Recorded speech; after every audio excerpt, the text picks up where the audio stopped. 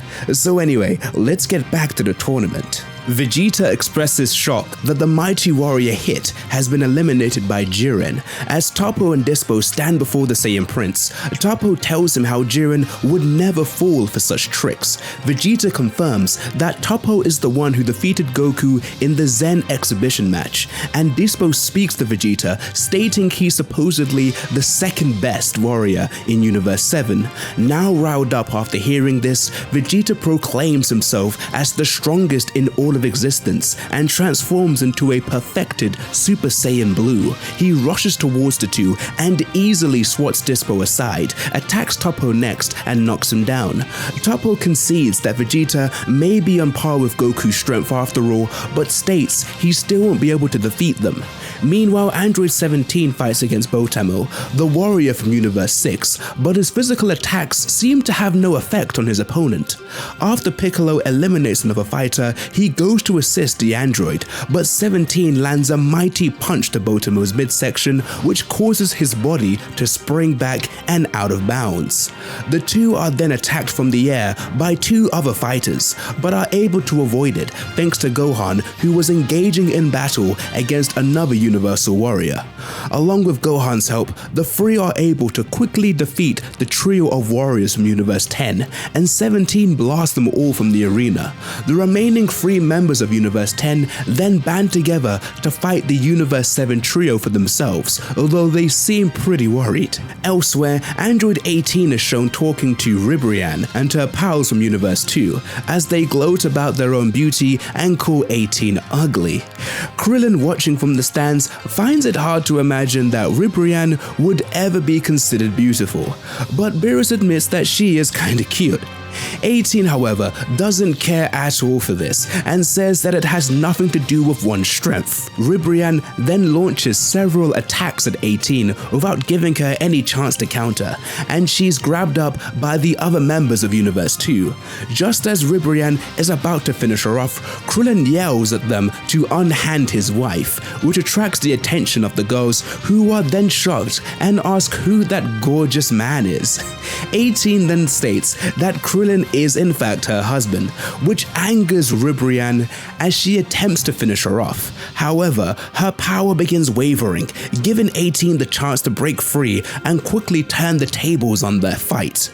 With her heart no longer in the battle, Ribrianne prepares to jump from the platform, but her friends urge her to stay. Impatient, 18 counts from 5 to give them time to either jump off willingly or be blasted.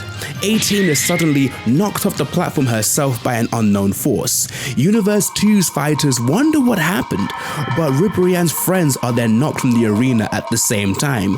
Ribrianne herself is then knocked around for a bit, then plunges from the arena into the stands by the same force that got rid of 18. The God of Destruction of Quitella then praises the timing of his invisible fighter, and the 2 remaining warriors Gohan, Piccolo, and 17 had been fighting are knocked out as well. Now aware of the presence of invisible fighters, Piccolo uses his senses to take the fighter by surprise and blast him off the edge of the ring and into the stands. Suddenly though, another invisible fighter attacks Piccolo from behind, but he attempts to counter, misses, and is hit hard in the stomach, sending him out of the arena and eliminating him. Once again confused as to what's happening, Quitella brags about their secret weapon. Gohan and Android 17 tried to focus on the enemy, but 17's hit hard and skids backwards towards the edge of the platform in between Goku and Jiren's battle. A nearby Dispo suggests to Jiren that they should retreat for the time being until they're aware of who their mysterious enemy is, and the 2 move away from the center of the action. 17 fills Goku in on the situation, and the Saiyan suggests everyone to sense the enemy's ki, although 17 reveals that he's not able to do so.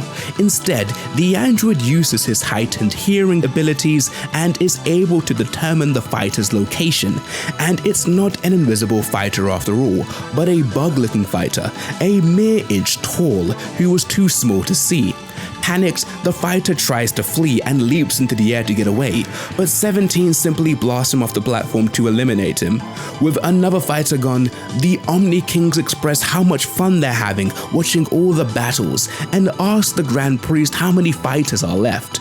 The angel then brings up a board showing the 37 remaining challengers, with only 33 minutes remaining in the Tournament of Power. Meanwhile, Frieza fights against Caulifla, having little trouble overwhelming the Saiyan. Caulifla calls him out and only going after the Saiyans, and Frieza confirms this proudly, as he may not have a grudge against the Saiyans from Universe 6 specifically, but they still got on his nerves. With no other choice, Caulifla transforms into a Super Saiyan and engages Frieza in combat again. Frieza uses his telekinetic abilities to throw blocks of the arena at Caulifla. However, her sheer aggressiveness allows her to gain the upper hand on her opponent with a powerful close-range blast. Frieza decides to use his full power and transforms into Golden Frieza. In this form, the Tyrant is able to quickly turn the tide of battle as he begins to dominate Caulifla, causing concern for the nearby Kale, who quickly knocks off a Universal Fighter to go to assist her. As Frieza pummels Caulifla into the ground, Kale uses her incredible speed to strike at him, and while it causes little damage, it distracts him long enough for Caulifla to get in a couple of shots. Eventually though, Frieza sees through Kale's actions, grabs her and tosses her out in front of him along with Caulifla. Cabba in the distance, seeing the state that his allies are in, knocks off her Universal Fighter and also rushes in to assist the pair. Frieza remarks that Kale's attacks actually had more sting to them than Caulifla's as a Super Saiyan, much to the surprise of Caulifla and Cabba, though Kale remarks they were just lucky hits. Caulifla rushes into battle once more, but it continues to be one-sided. Cabba, realizing Kale's been holding back, disregards her reasoning and tells her to use her true power, but Kale is hesitant due to her previous history and admiration for Caulifla. Cabba transforms into a Super Saiyan and enters the battle to save his comrade, but fares no better and is quickly overpowered by Frieza. Caulifla and Cabba attack together but still prove to be no match at all. The anger towards seeing someone so close to her suffer causes Kale to explode in fury as she becomes a Super Saiyan herself, surprising Caulifla as she immediately employs a vicious assault on Frieza that he's unable to defend himself against.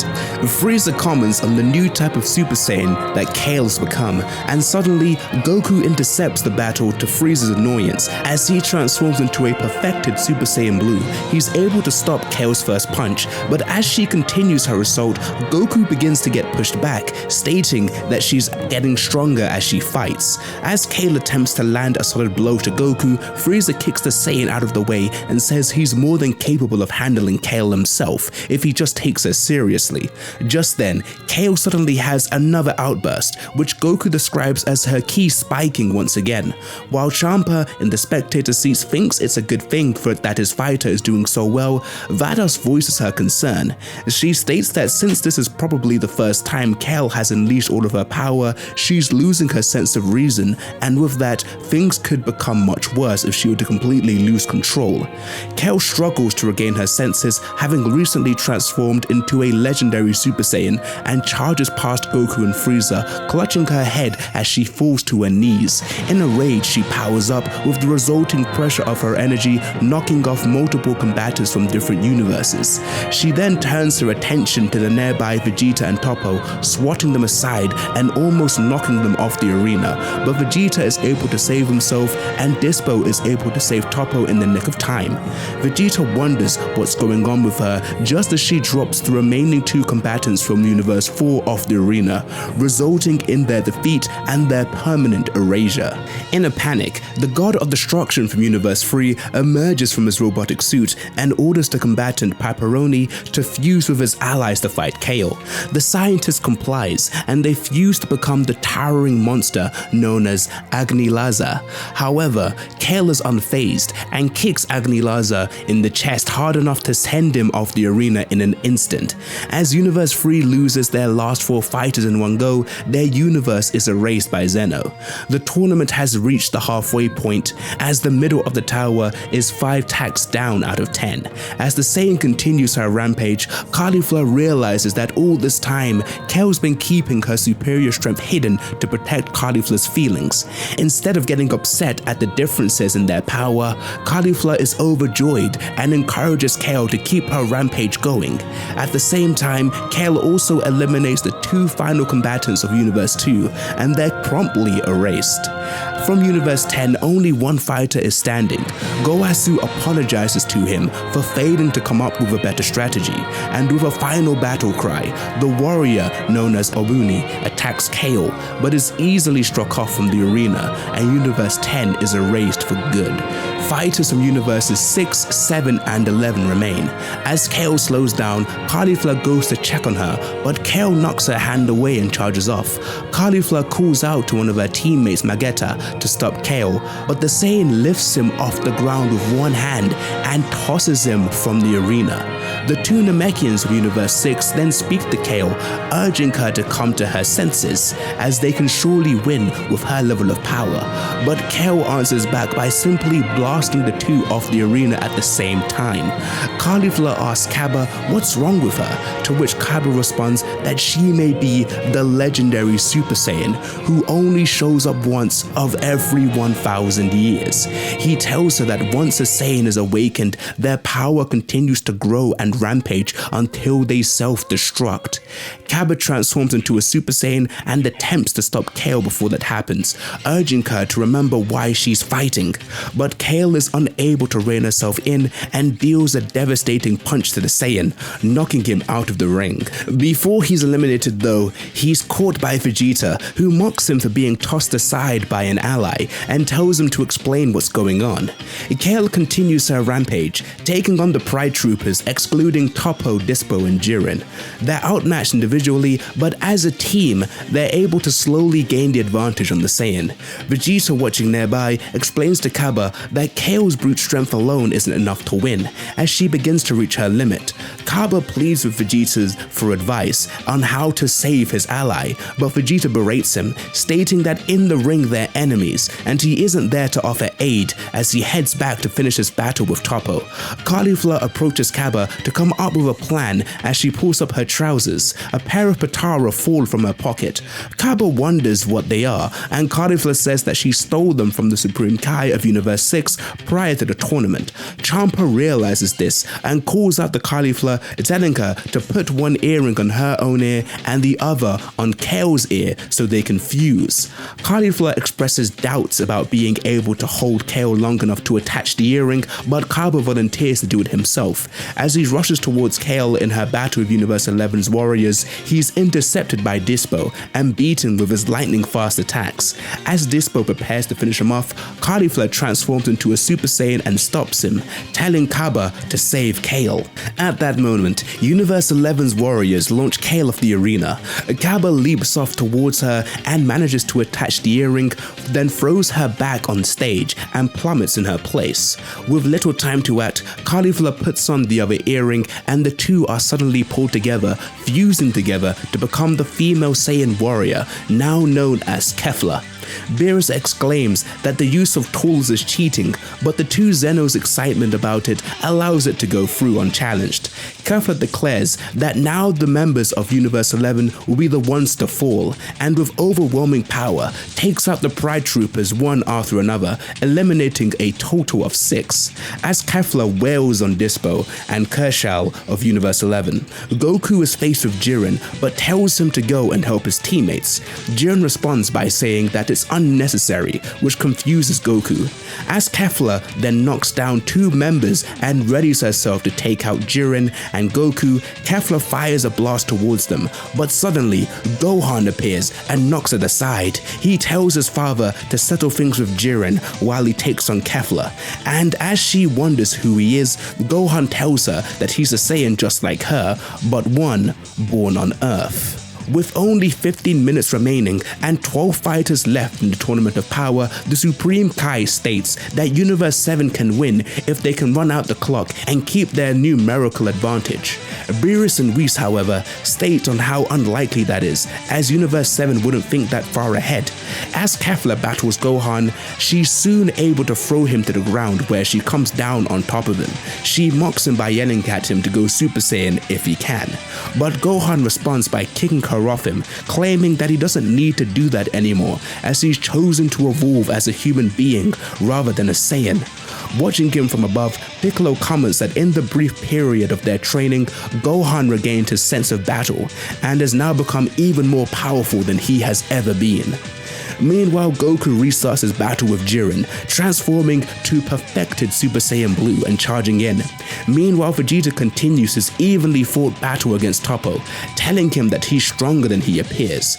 Toppo states that he's a God of Destruction candidate and can't possibly lose to a lesser being, then unleashes the reserves of strength he has left, but Vegeta doesn't seem worried.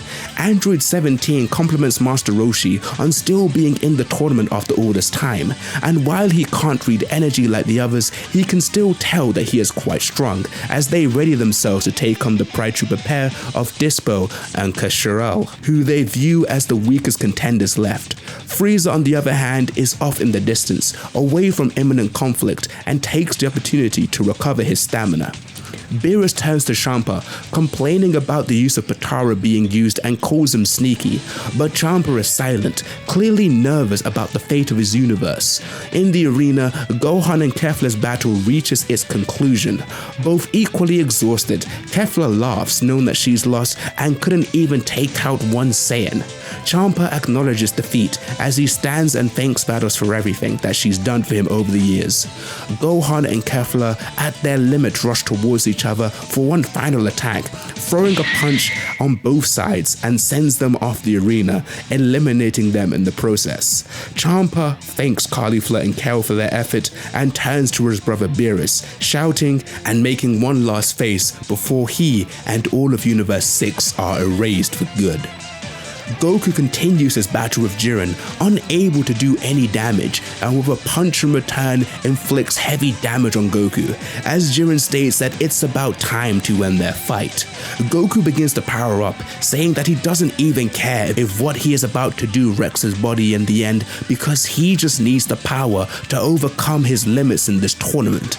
As Beerus wonders what Goku's up to, Whis says that he's drawing deep from his reserves for a temporary boost in power, regardless of the damage, to which Krillin and Tien wonder if he's utilizing the same principles as Kaioken. Regardless, Goku's method allows him to deliver heavier blows than Jiren, but it still proves ineffective with no real damage done. Jiren tells Goku that power gained by destroying the body can't be used properly, and that he's made the same mistake as Kale as he swats him away like a fly. Meanwhile, Master Roshi has forced Kasharol to the edge of the arena. Although the warrior of Universe 11 can't understand why this old man is so strong, Roshi tells him that he shouldn't rely so heavily on his gadgets. As Kasharol goes in for one final punch, the turtle hermit intercepts it and with a swift display of martial arts skill, knocks Kasharol from the arena. Roshi then notices as Goku is shown struggling against Jiren, unsure of what to do. Roshi asks Goku what strength means to him, and Goku responds by saying that even as a Super Saiyan Blue, he can't keep up with Jiren, supposing he needs more power. Roshi tells him that fighting strength alone isn't a way to measure things, and that they utilize martial arts not to win fights, but to conquer themselves. He tells Goku to think of all of his previous masters and what they taught him, as he remembers the words of Korin, Mr. Popo, King Kai, and Whis, of being told that he must be tranquil and train his body as well as his spirit, that he must allow his mind to control his movements. Master Roshi tells his former student that he'll teach him one last lesson on how to move well, and charges at Jiren. Jiren retaliates with a punch, but Roshi instinctively dodges it, much to Jiren's surprise. Jiren attempts multiple times to strike his opponent, but Roshi is able to dodge them all. In shock, Beerus asks Whis if these moves are perhaps a form of a special technique known amongst the gods. But after Roshi takes a few blows from Jiren, the angel states that there is a strong resemblance, but it is a far cry all the same. Roshi tells Goku to look into his heart to find the answer he's looking for, and goes in for a final punch, but Jiren is easily able to avoid it, and with a small chop to the neck, eliminates Roshi from the Tournament of Power. Beerus seemed to be unimpressed by Roshi's performance overall, but Whis tells him that Roshi's words seem to have caused a change in Goku. Jiren mocks the Saiyan for still needing teachings from his former master, and tells him that a man such as himself will never gain perfection as he knocks him away. Goku, however, remains calm, berating himself for his arrogance with his master, but thanking him for all he's done. As Jiren attempts to land a final blow, Goku dodges and appears in a new state, shocking Beerus. Beerus wonders if his eyes are deceiving him, but Whis confirms, stating that Goku has learned the technique which severs the link between the mind and the body, allowing the user to attack and dodge subconsciously, known as Ultra Instinct. Jiren asks Goku if he overcame the wall that he aspired to, and Goku confirms this. Vegeta in the distance, shocked that Kakarot's reached a new level of power. Beerus is upset that Goku pulled off the technique before him, and he and Jiren rush into battle once more. Goku, however, returns to his normal state almost immediately and gets hit hard. Whis stating that Goku must have found a chance to tap into Ultra Instinct briefly, but nothing more, as the angel acknowledges that the Saiyan struggle has only just begun. Jiren tells a battle-damaged Goku that a man with such little resolve will never be able to beat him. Meanwhile, during his battle with Toppo, Vegeta shows frustration that Goku jumped ahead of him yet again, breaking his limits while the Saiyan Prince is left struggling against his opponent. As Toppo tries to attack Vegeta from behind, the Saiyan Prince completely disregards the Universe 11 warrior and powers up, the force of his aura knocking Toppo out of the ring and onto some debris. Beerus noting that Vegeta's aura has completely changed. Vegeta then rushes in and attacks Jiren. However, the Pride Trooper is unaffected, but impressed that Vegeta was fighting Toppo while concealing his true power. Vegeta, however, replies that Saiyans evolve as they fight, and his power from a few minutes ago means nothing now. Jiren asks if Vegeta is trying to acquire the same power as Goku, but the Saiyan answers that he has no interest in the ability, stating it doesn't suit him, as well as being taught anything by anyone other than himself. Vegeta further points out that he never had a master, even his father King Vegeta. He says he's a prodigy forged by solo training and will continue to aim to the top by his own rules as he always has. Vegeta then rushes rushed in to attack Jiren once more, Whis commenting that the Saiyan Prince plans to evolve in his own way, and given his fighting style, he's right in deducing that Ultra Instinct doesn't quite suit him. While Vegeta lands another clean blow to Jiren, Goku commences performance. Vegeta further explains to Jiren that while Goku and his friends were lazing about on Earth, he was fighting hundreds of battles throughout the cosmos. Jiren acknowledges Vegeta, stating that besides Goku in his Ultra Instinct state, there hasn't been anyone that's fought as hard as he has. However, Jiren then appears behind Vegeta and lands a blow to the back of his head, once again establishing his dominance. After a few more blows to Vegeta, Jiren explains that he always puts his life on the line when he fights, no matter how weak his opponent is, as that's how he was taught to fight by his own master. As Toppo watches from a distance, Frieza belittles him for relying on others for survival, attacking Toppo and bringing him to the brink of elimination. Dispo notices this during his battle with Android 17 and comes to his comrade's rescue, although all he's done is given Frieza the perfect opportunity. The tyrant then jumps back into the ring and destroys all of the floating debris the two could use to get back, leaving Dispo and Toppo stranded on a single rock in the distance. Toppo tells Dispo to leave him, but Dispo states that he's too tired and wouldn't be able to make the jump from their distance anyway. While Frieza shows enjoyment in torturing the Pride Troopers in their vulnerable state, 17 tells them to finish them off already. Realizing their situation, Dispo then asks Jiren for help, as they can't return to the ring on their own. Jiren stares at his teammate in disappointment. Giving Goku the perfect chance to teleport to safety with Vegeta, Jiren teleports in front of 17 and Frieza and knocks them aside, as both fighters were unable to keep up with his speed. Jiren stares at Dispo as he asks for help, but the warrior tells the two to observe from the bench, as he will finish things alone. Jiren watches as the rock Toppo and Dispo are on breaks apart and the two are eliminated, ashamed that in their comrades' eyes they were just getting in the way. Jiren remains as the final opponent in the Tournament of Power against Universe 7, but Belmod isn't worried. Jiren's surprised Frieza is still around, to which the tyrant notes that he's the type to hide his true potential. He then transforms into Golden Frieza and rushes in to attack Jiren. Although his power pales in comparison to his, having been dealt a blow to the face, Frieza glances at the giant pillar in the middle of the ring, and Jiren realizes that he's trying to buy time. He then puts in more effort to distract Frieza by destroying a portion of the ring and attempts to knock him away, but his attack is blocked by Android 17.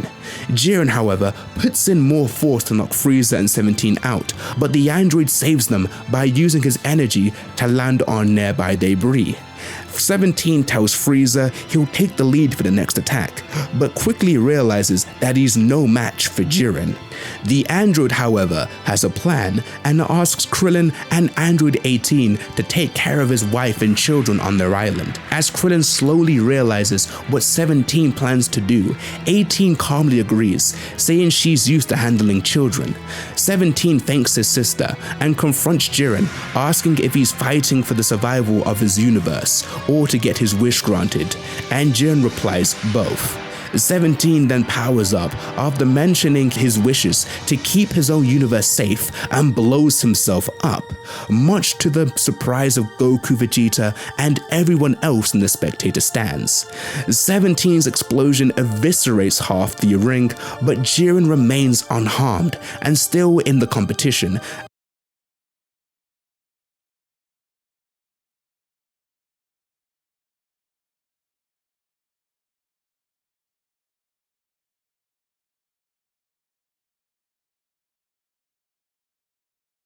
Disappointed at witnessing 17's act, but stating it's time to end things.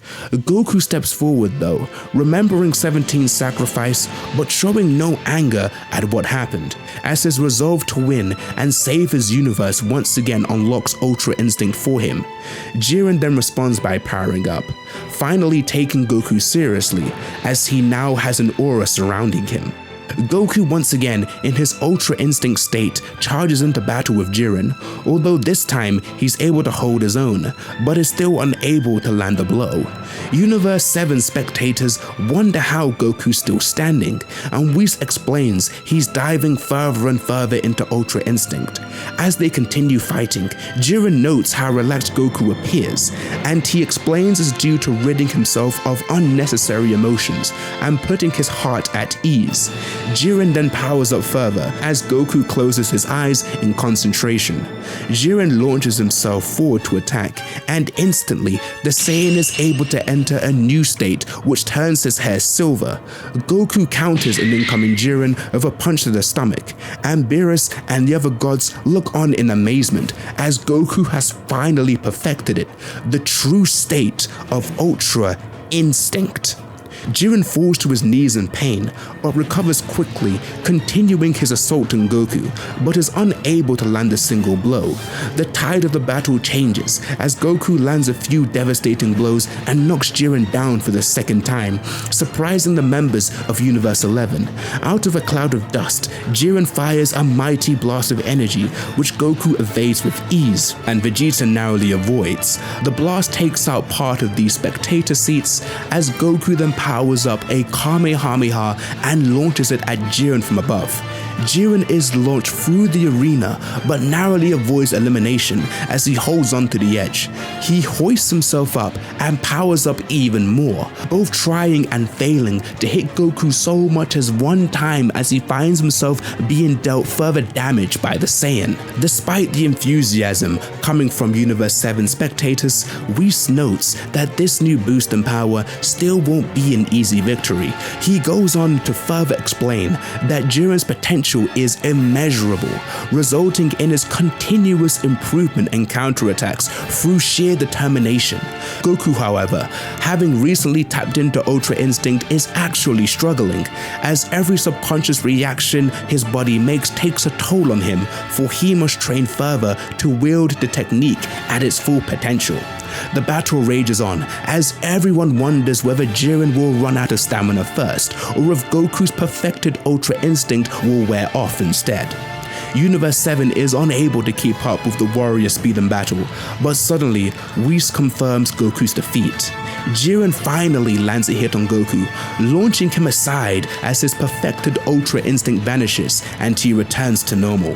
Vegeta is able to catch the Saiyan before he falls off the edge, and Jiren vows not to lose. He's determined to become the perfect force for justice, just as his master had wanted. Jiren tells the Saiyan pair that he'll use his wish on the Super Dragon Balls to resurrect his master Gichin, who'd previously been slain by a monster. Dispo in the sands voices his surprise at this, unaware that the death of his master was still affecting Jiren. But Toppo tells him it's due in part to Jiren never receiving approval and recognition as his master's successor. Vegeta mocks Jiren over the use of his wish, stating it to be a selfish one, but this angers Jiren, who charges towards them, uninterested in talking any longer. Vegeta orders Goku to stand and fight, as there are less than 3 minutes remaining, and due to his assault on the warrior, Jiren is now considerably weaker than before. As the two fight in perfect sync, Jiren is pushed back as Universe 11 watch on in amazement. Belmont then explains why Jiren's master never gave him the recognition he sought for so long, as he'd always been solitary in nature. His master was the one who recommended Jiren for the Pride Troopers team in the first place, but it wasn't to polish his strength, but to learn the value of teamwork. Witnessing the success that Goku and Vegeta are having fighting together, Beerus asks Whis if all the training with them was to work on their synchronization unknowingly, to which Whis confirms, stating that the Saiyans never even realized, as Goku and Vegeta continue fighting, prepared to blow Jiren away for good. Belmont and the Supreme Kai from Universe 11 continue their discussion on how Jiren's master wanted to teach him the importance of teamwork, However, he was killed by a demon before he had a chance to finish. As a result, Jiren now chooses to take on all burdens alone and refuses to trust anyone, even his own teammates. Belmont comments that he himself doesn't believe in such weak-minded thinking, but the angel Margarita reminds him that he used to be friends with Gichin, though Belmont says that was a long time ago. On the arena floor, Goku and Vegeta continue their effort in attempting to defeat the mighty Jiren as he continues to power up even more. The two Saiyans decide not to hold anything back and power up their strongest attacks, Goku using the Kamehameha and Vegeta using the Gamma Burst Flash. The combined attacks create an enormous flash of light as Jiren rushes in head first, covering everyone in the stands in dust. As they wonder if it had any effect, surprisingly, Jiren still remains standing, his shirt being the only thing to have taken damage. With a simple gesture, Jiren knocks Vegeta backwards and he falls from the arena, being eliminated in the process, and shocking Goku. Goku attempts to land an attack on Jiren, but the Saiyan crumbles beneath his strength and is pushed back, just as he appears to be on the verge of elimination. A death ball appears behind the two of them. Frieza, who still remains in the tournament, calls out to Goku to hold on to Jiren and keep him there so he can throw his attack. Goku then grabs Jiren from behind and Frieza throws his death ball, proclaiming that when he wins the tournament, his wish to be revived better be fulfilled. Frieza launches the blast, but Jiren is able to hold on to it and fling it upwards away in the air, much to everyone's shock. Frieza, however, in his golden state, charges himself directly at the warrior and delivers a solid blow to his stomach, the force of the impact knocking himself, Jiren, and Goku from the arena to be eliminated. Goku wonders why Frieza would do such a thing, as there are no contenders left. But just then, Android 17 emerges from underneath a rock, stating that he and Frieza's plan went smoothly after all, shocking Jiren, who falls out of the ring and appears in the tournament stands along with Frieza, Goku, and the others. Grand Priest and others voiced their surprise, unaware that Android 17 was still competing as they couldn't sense his energy. Krillin inquires about his apparent self-destruction, and he states that he'd never do such a thing, reminding Krillin that he lost the ability anyway when he made the wish to have the bomb removed after the battle with Cell. Jiren apologizes to his team, and Dispo tells him that he should learn to rely more on his allies. Belmont apologizes to Jiren for not getting his wish to revive his master, but Jiren states there's no need to. However, Belmont sees through Jiren, realizing that he actually feels responsible for his death, but reminds him that his master wouldn't have wanted to be revived. The conversation is cut short as the Grand Priest tells the group that their time is up and the two Zenos erase them from existence as Goku watches from a distance. Android 17, however, immediately asks for the other universes to be brought back, which surprises the Grand Priest. The Omni Kings then ask if that's what he really wants, to which he confirms. Upon summoning Super Shenron, the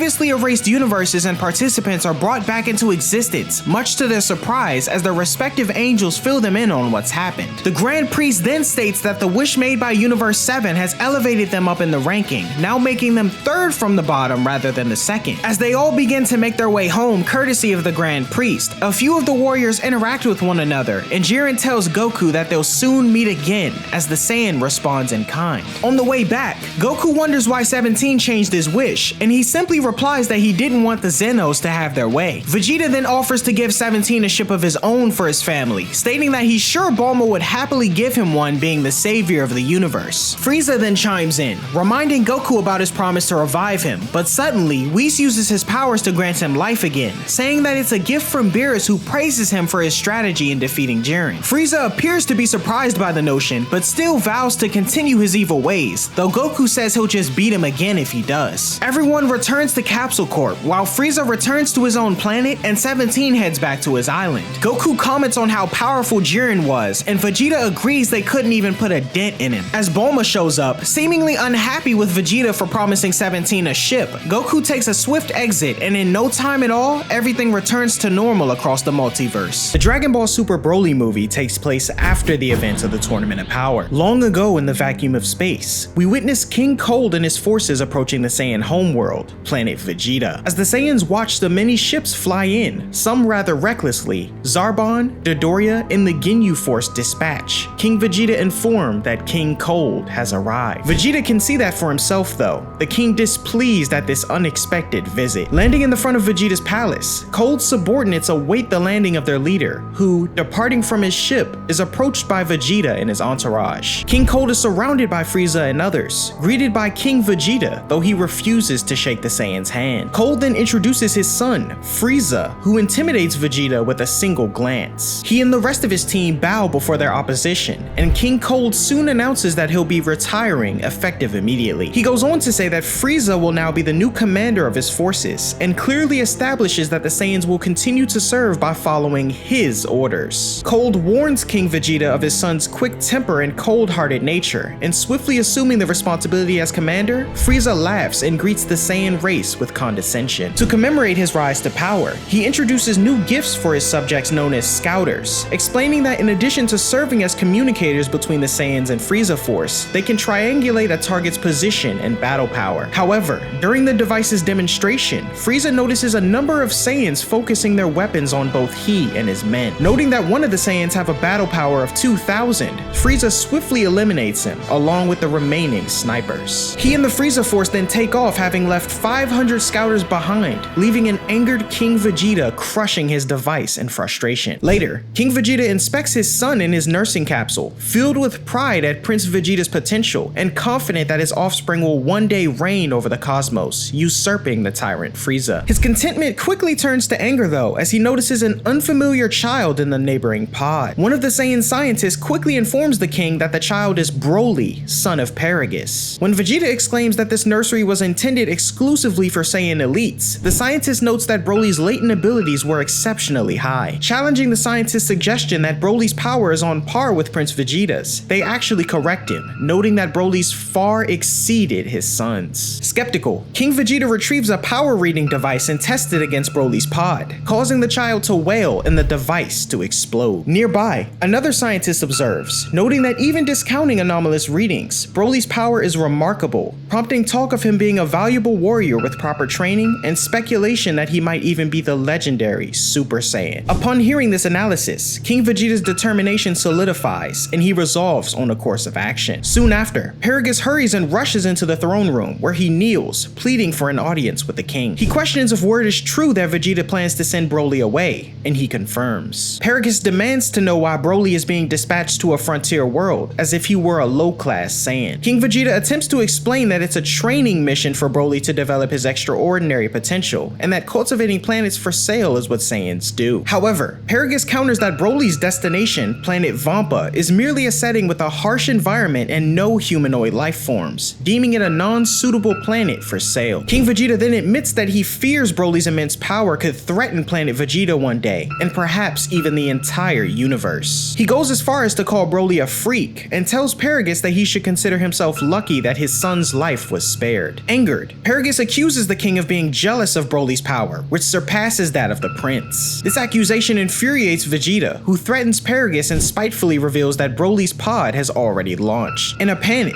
Paragus crashes through the throne room's stained glass window and heads for the spaceport. He sets his sights on his spaceship to steal and makes a beeline for it, moving past the Saiyan named Beats, who protests and follows him. Ignoring Beats, Paragus commandeers the ship and takes off for planet Vampa, with Beats along for the ride. As he pilots the ship through the atmosphere, Paragus explains to Beats the details of his plight and mission. The king, envious of Broly's power, removed him from his nursing capsule and sent him to a desolate world, not to conquer it as Saiyans do, but to get rid of Broly for good. Paragus intends to retrieve Broly from planet Vampa and serve out their exile on a more hospitable planet, informing Beats that he's free to head home afterward. As for Paragus, there's only one path forward. He'll train Broly's incredible power and one day exact revenge on King Vegeta. Paragus and Beats approach planet Vampa, a planetoid almost as small as an asteroid. Despite Beats' cautions, Paragus heads straight for where Broly should have landed 2 days earlier, resulting in a crash landing, though they survive mostly unharmed. As he departs from the ship, Paragus dons a mask, and the two begin searching for Broly using an old scout scope. Soon, they hear a noise, discovering a group of Vampa beetles approaching. One of the beetles attacks Paragus, but he manages to escape. He tries attacking the creature, but his blasts just bounce off its shell. As Paragus and Beats take shelter in a cavern below. Beats fearfully states he shouldn't be out here, as he's not even a fighter. The two remain put until sunrise, then resume their search for Broly. Beats notices that planet Vampa has a moon that's almost full,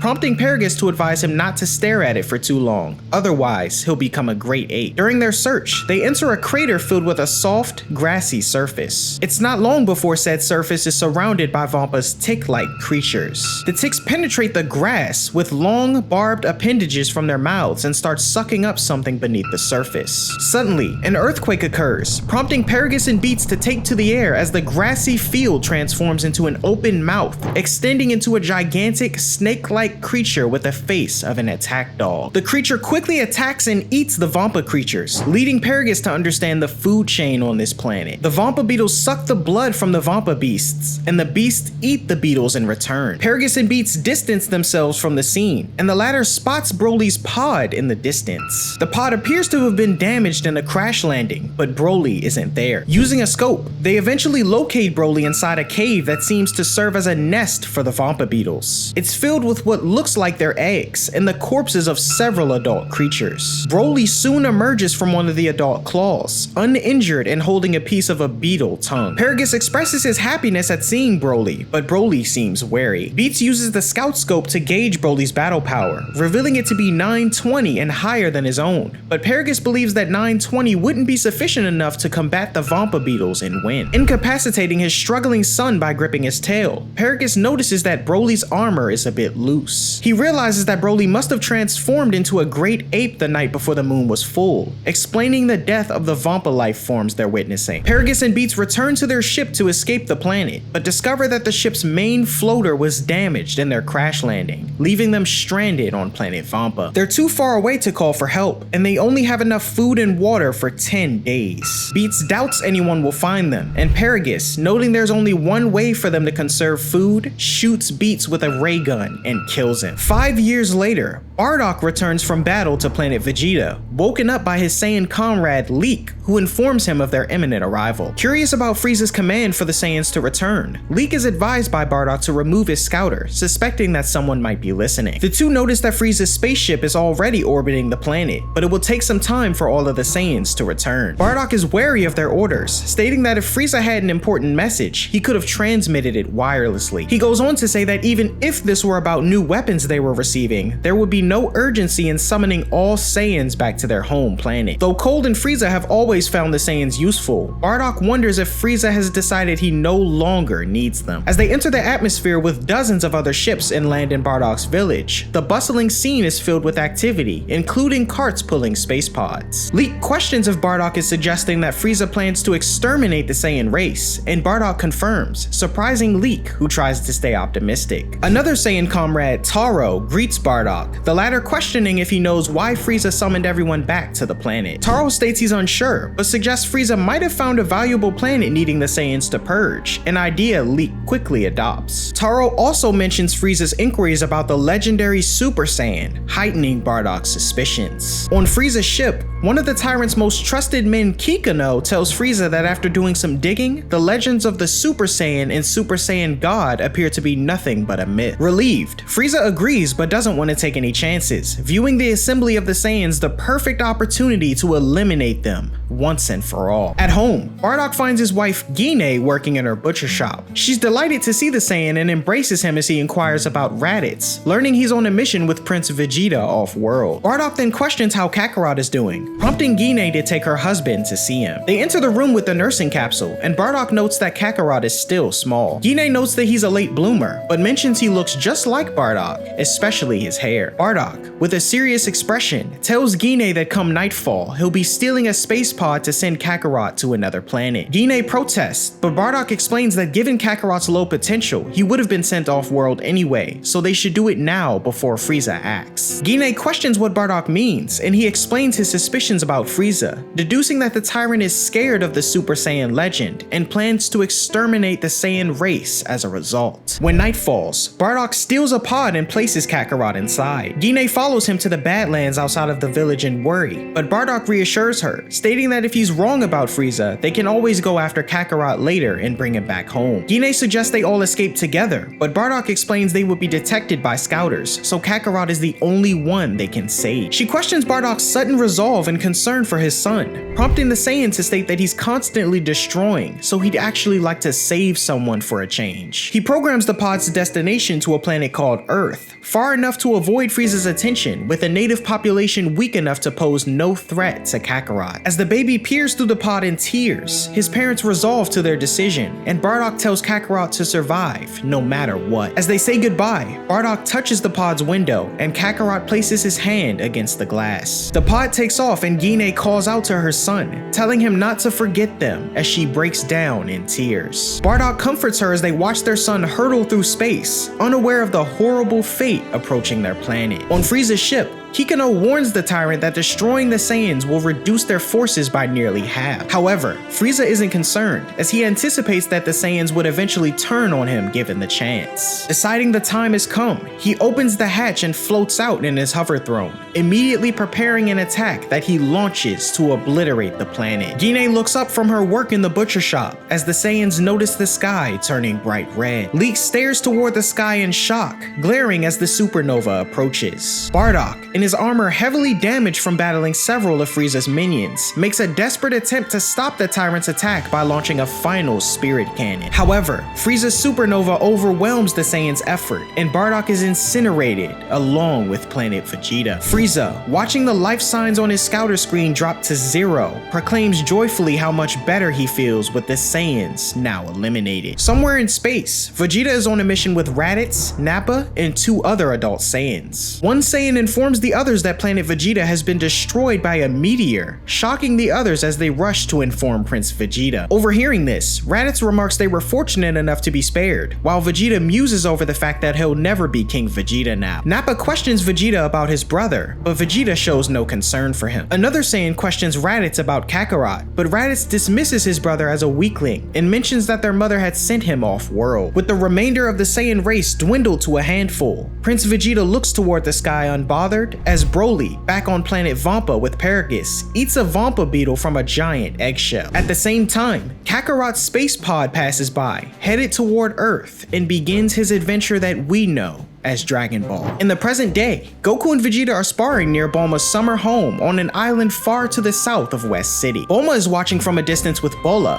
Whis is visibly excited over some food he's tasting, and Beerus is trying to take a nap. As the Saiyans continue their battle, Bulma remarks to Whis that the island is otherwise uninhabited, so Goku and Vegeta don't have to worry about collateral damage. However, Beerus gets angry when they wake him from his nap with their noise, prompting them to take a break and join the others for food. Whis questions Goku on why he's seeking even greater strength, initially guessing that he's aiming to become a god of destruction. Goku denies this though, and explains that it's because he met incredible fighters from other universes at the Tournament of Power. Whis then poses the same question to Vegeta, who's motivated by the imminent danger of Frieza. Goku tells Vegeta there's nothing to worry about, as Frieza helped them win the tournament after all. Vegeta, however, argues that they shouldn't expect Frieza to be grateful for his resurrection, and now that they understand Frieza's potential for growth, they shouldn't have risked the possibility of the tyrant getting an even stronger form. A bickering ensues, and Vegeta tells Goku he's too stupid to grasp reality. Suddenly, Bulma receives a call on her wristwatch from Trunks, who informs her that the 6 Dragon Balls she collected in her lab have been stolen. Trunks sends the surveillance footage through the watch, revealing that the thieves were wearing Frieza-style armor. Vegeta and the others instantly recognize what's going on, and when the call ends, Vegeta believes that Frieza must have sent his minions to nab the Dragon Balls so that no one would detect them given their low battle power. Goku wonders what Frieza would wish for since he can't wish for anything beyond Shenron's power, and Vegeta thinks it's obvious, noting that Frieza is aiming to wish for immortality. Regardless of his true intentions for the wish, everyone agrees that Frieza must be stopped. Fortunately, Bulma already knows where to find the last Dragon Ball. She reveals that it's on the Ice Continent, which she initially saved for last because it's so cold out there. Frieza's goons are surely already en route, so Goku and Vegeta agree to travel with her to stop them. Whis wants to go with them, but Beerus prefers to stay where the food is, so Bulma happily saddles him with Bola to babysit. As they take off, Beerus yells after them, prompting laughter from Whis. As they fly toward their destination, Goku questions Bulma on why she wanted to collect the Dragon Balls in the first place. After more inquiries, Bulma admits that she wanted to make herself look 5 years younger, and Goku can't believe she would waste a wish on something so trivial. When Bulma asserts that a Saiyan wouldn't understand how she feels about this, Whis questions why she'd only stop at 5 years. Bulma responds that anything more would be too noticeable, and and Goku makes fun of her. Meanwhile, on Frieza's ship, Kikino emerges and relays the news that the 6 Dragon Balls collected by Vegeta's wife have been secured, along with a Dragon Radar, which they're using to find the last one. This pleases Frieza, but he decides they should wait until all 7 are secured before heading to Earth, as the Saiyans don't need scouters to sense his presence. With some time to spare before their arrival, Kikino wants to know whether Frieza will wish for immortality as he's always wanted, but the tyrant reveals that his experience in Hell taught him that immortality isn't all it's cracked up to be, especially when one couldn't do anything. Kikino predicts that he'll wish for invincibility instead, but Frieza thinks that would be boring. Confident that nobody will be able to guess his true intention for the wish, another of Frieza's subordinates, Berry Blue, hits the mark when she suggests that Frieza will wish to be taller. Frieza's reaction confirms it, and Kikino can't believe what she suggested. Berry Blue, however, continues in saying that she's witnessed Frieza's ruthlessness with people who called him a pipsqueak, prompting the tyrant's verbal confirmation with her guess. Frieza swears his subordinates to secrecy and admits that he wants to wish to be 5 centimeters taller. Kikino questions why Frieza doesn't just use his taller second form, but Frieza insists he wants to be taller in his true form, and of course his golden one. Kikino finally questions why only 5 centimeters, to which Frieza responds that anything more would be too noticeable, and that he wants to appear as if he's still growing. Somewhere out in space, a pair named Chilai and Lemo, members of the Frieza Force, are searching for strong recruits. Chilai is frustrated with her mission as it seems pointless, but Lemo reminds her that they were ordered to find as many warriors as possible to strengthen Frieza's depleted forces. Chilai is confused, thinking the army was already large enough, but Lemo explains that a significant portion were killed by Frieza himself. Lemo then questions why Chilai joined the Frieza Force, prompting her to admit that she stole a ship from the Galactic Patrol and hoped that joining Frieza's army would offer her some protection from jail time. She questions Lemo on if he's ever met Frieza, but as a non-combatant, he's only seen the tyrant on video. Chilai expresses that she heard Frieza is short, and Lemo warns her to never repeat that if she values her life. As the two pass by planet Vampa, they intercept a distress signal from an older model ship. Hoping for a bonus, they fly toward the planet, Paragus noticing them from the ground. The two land and investigate the old wreckage, and Paragus emerges from a nearby cave, yelling for their attention and questioning if they're with Frieza's army. Lemo spots Paragus's tail and recognizes him as a Saiyan, surprising Chilai. Paragus introduces himself and explains that he's been stranded since crash landing on the planet. Chilai reads his battle power of 4200, which is much higher than she expected for an old man. As they express their amazement, Lemo questions if Paragus is alone, but he tells him there's another on the planet as well. Their conversation is interrupted though when a Vampa beetle approaches, but Paragus yells for Broly, who drops the claw he was munching on and swiftly charges in,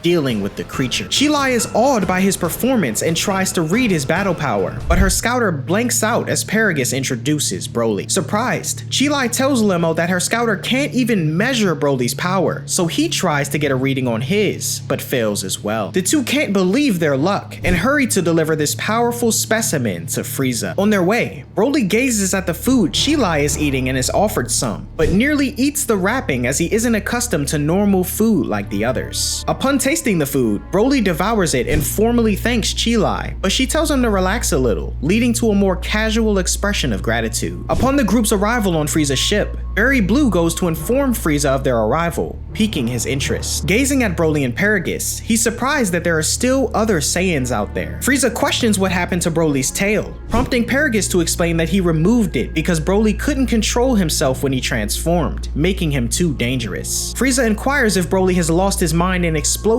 since the removal of his tail, and Paragus confirms he has, but insists it's only on rare occasions. Frieza counters that rarely is not never, and grows stern at the thought of danger being brought to his ship. So Paragus reveals Broly's collar, a device he invented to electrocute his son into submission when he loses control. Broly becomes visibly distressed when Paragus takes out the remote to demonstrate it to Frieza, gripping his collar in fear, which Lemo and Chilai notice. Frieza inquires for Broly's name, but Broly just blinks and looks away, prompting Paragus to answer on his behalf. Frieza can sense Broly's hidden power, and Paragus assures him that he and his son are at his disposal. Frieza, already turning away, laughs and says he's sure they will serve him well. He instructs Berry Blue to reward the hunters, who present Chilai and Lemo with a bounty in the form of intergalactic silver. They thank the tyrant profusely and leave, while Broly and Paragus remain in the room. Frieza then questions if Paragus is aware of planet Vegeta's destruction due to an unexpected meteor long ago. Paragus, having heard heard about it en route to the ship, shows no concern for his race, but regrets that his dream of revenge was stolen from him. Frieza then informs Paragus that King Vegeta's son, Prince Vegeta, is still alive and flourishing. This news upsets Paragus, who exclaims that the royal bloodline should have ended long ago. Frieza then concocts a plan and offers to help him get his revenge, instructing Berry Blue to show Paragus and Broly to the showers and provide them with new battle armor. Alone, Frieza muses over his plan, noting that he may not even have to get his hands dirty this time. Sometime later, Broly and Paragus emerge from showering and don new armor, as Cheelai and Lemo invite them to join their table. Cheelai notices that Broly is only wearing the undersuit of his armor, and questions why he didn't wear the battle jacket. Broly explains that it was too hard to move in as she demonstrates hers, stating it's not so bad once you get used to it. Cheelai then directs her attention to the pelt wrapped around Broly's waist, reaching for it and questions when's the last time he washed it. This triggers Broly when she touches it, as he tells her to leave it alone, drawing everyone's attention in the mess hall. Cheelai apologizes, touching the fur gently, realizing it must have an important meaning for him. Broly begins to tell her the story behind it, but Paragus interrupts, reminding him that they're here to eat,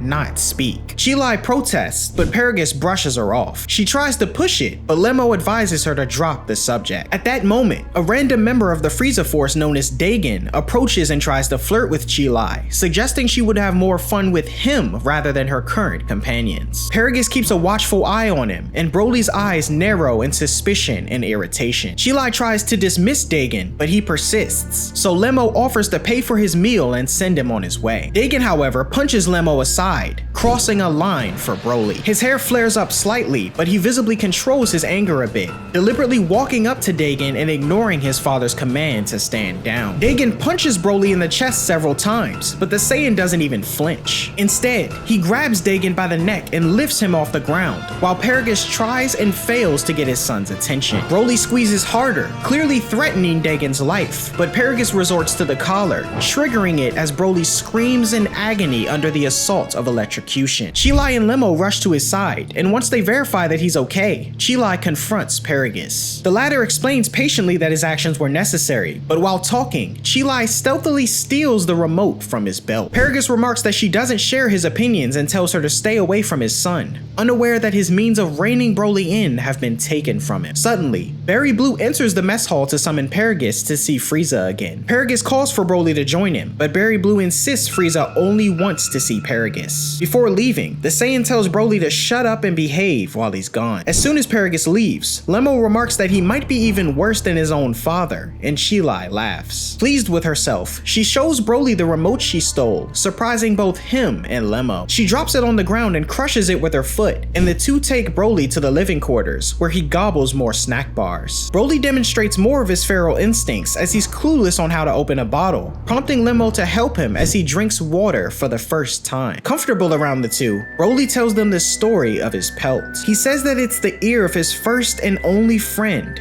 Ba. Ba was one of the beasts that lived in the craters of planet Vampa. When Broly was a child, he got along with Ba, and part of his training was learning to dodge the beast's attacks. Eventually, Ba saw Broly as a friend and no longer attacked him. However, Paragus was unhappy with this development as it interfered with Broly's real training, so he shot Ba in the head with a ray gun, severing his ear. After that, Ba became angry and never trusted Broly again, so the Saiyans started wearing Ba's ear to remember all of the good times they spent together. Cheelai, in awe, tells Broly she didn't expect him to have so much to say, and Lemo believes Broly to be a truly pure being. Cheelai questions if he even likes fighting, or if Paragus is just using him for revenge, and Lemo notes that Broly doesn't have to do everything his horrible father tells him to do. However, Broly refuses to speak ill of his father, prompting a look of sadness from his new comrades as the Saiyan grips Ba's ear. Meanwhile, on the Arctic continent of Earth, Frieza's goons have finally found the last Dragon Ball, though they're having difficulties. In space, Frieza speaks with Paragus, explaining that Prince Vegeta is living on Earth along with another Saiyan. He suggests that Paragus show off Broly to them, and Paragus is happy to oblige. However, Frieza tells him that while he can take his revenge on Vegeta, Frieza wants to finish off Goku personally for his own revenge, which he's dreamed of for a long time. Paragus is taken aback by Frieza's determination, but he doesn't even know who Goku is, so he bows and agrees to Frieza's wishes. Just then, Kikino runs in and excitedly informs Frieza that the last Dragon Ball has been found. Frieza rejoices, and the ship heads for Earth at full speed. At the same time, Bulma and her crew have finally reached the Arctic. Bulma spots Frieza's goons, and they make a landing. Despite the cold, Goku excitedly jumps out of the ship. Bulma and the Saiyans are casually bundled up in warm clothing, but Whis doesn't need any, casually explaining that it's much colder in outer space. Frieza's goons watch the group from their own ship, and when they see that their scouters' readings have spiked, the two fearfully take off. As they fly away, Goku and Vegeta look up, and Vegeta calmly shoots them down. They approach the enemy ship, with Vegeta lifting it effortlessly with one hand while Goku jumps on top, slapping his hands on the glass and demanding the goons to surrender the Dragon Balls. Goku senses something approaching and looks up,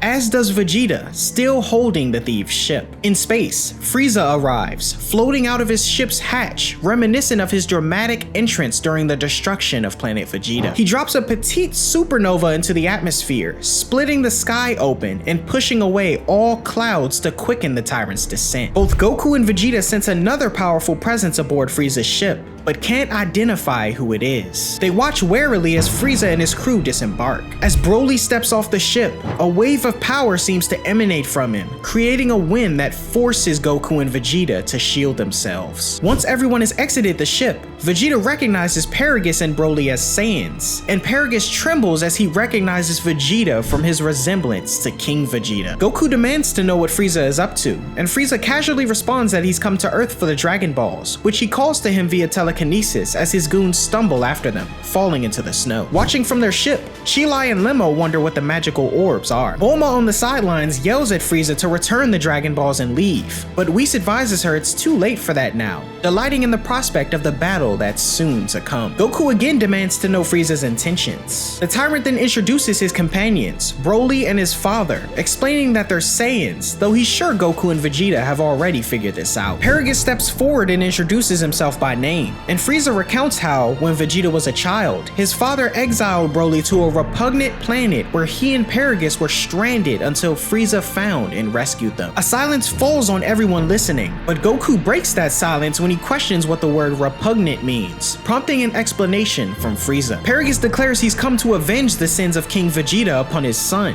but Vegeta dismisses this, noting that the sins of his father aren't his own. Goku suggests that, as Saiyans, they should try to get along, but Broly's anger is noticeably bubbling up, needing an outlet. Paragus decides it's time to begin, and Frieza demands he show him how powerful Broly truly is. Paragus then commands Broly to attack, and the Saiyan yells out and charges straight for Vegeta, who blocks his attack with a smile. The two trade blows, with Vegeta completely at ease in his winter jacket for a few moments. It doesn't take long before Vegeta feels pressured enough to rip off his coat, taunting Broly on how this fight may be a pretty good warm-up. The Saiyan Prince deals a few blows to Broly and takes off into the air, but Broly's speed cuts him off, landing a blow as Vegeta thinks he must have studied how to use his power. The two continue their battle in midair, while on the sidelines, Paragus observes that Vegeta is a skilled fighter in his own right. Frieza confirms that Vegeta is no stranger to battle, but on the other hand, since Broly grew up on an uninhabited planet, he assumes this must be his first real battle with another person. Paragus corrects him, saying he fought Broly many times, but Frieza dismisses this, considering Paragus too weak to count. Vegeta and Broly's battle intensifies, with Paragus cheering for Broly on the sidelines. Before long, the two Saiyans lock hands and Vegeta becomes annoyed, his energy building as he knocks Broly away and decides it's time to transform. Gazing up at the Saiyan Prince, Broly witnesses his energy continue to build as he transforms into a Super Saiyan before his eyes. Broly is shocked and doesn't know what to make of the transformation, similar to Paragus who questions it, surprising Frieza as he's never seen a Super Saiyan before. Frieza correctly deduces that Broly is unable to transform, and Paragus can't believe he's witnessing the legendary Super Saiyan. Vegeta's transformation infuriates Broly, who charges at him again. However, Broly finds himself at a significant disadvantage in both strength and speed, as Vegeta fights with the confidence of someone far from reaching his maximum battle power. Soon enough, Broly takes a solid punch to the face, pushing back defiantly against Vegeta's fist. His eyes have turned yellow as Vegeta questions where his adversary came from, soon interrupted as Broly delivers delivers a punch that sends Vegeta through a mountain, the Saiyan quickly realizing that Broly has become even stronger. Broly begins keeping up with Vegeta as a Super Saiyan and putting him on the defensive again,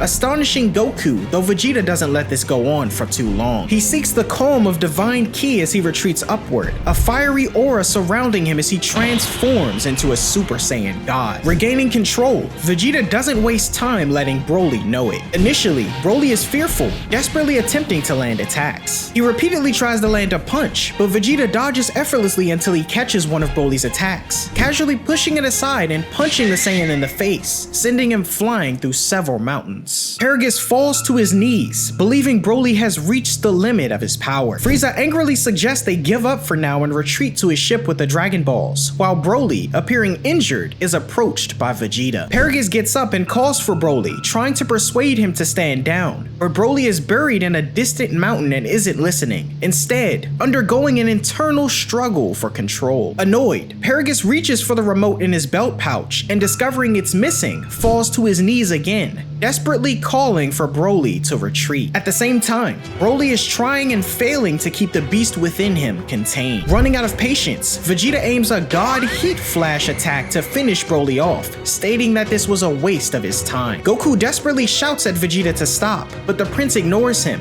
blasting Broly into the frozen lake, which melts around him as he plunges downward. In the depths, Broly finally awakens his wrathful form, turning the lake into a powerful whirlpool as he rises in a golden glow and screams in fury. Once again, the force of his ki sends a gale outward, causing Goku and Vegeta to instinctively block. Goku questions what's going on and inquires if Vegeta has ever encountered a Saiyan like this before. Realizing that this fight could go on longer than they expected, Vegeta responds by questioning if Goku has any sensu beans, though he forgot to bring them along. Wrathful Broly fires a mouth blast directly at Goku, who barely dodges as the attack takes off the top of the mountain behind him before exploding in the sky, bathing everything in green light. Gathering himself, Vegeta raises his energy and attacks, landing a punch directly on Broly's face. Surprisingly, Broly takes it head on with no sign of damage. Broly then punches Vegeta, sending him flying skyward. Goku begins to worry and flies after the two, and Vegeta starts to feel pressured as he attempts to fend off Broly's attacks. On the sidelines, Frieza is in good spirits again,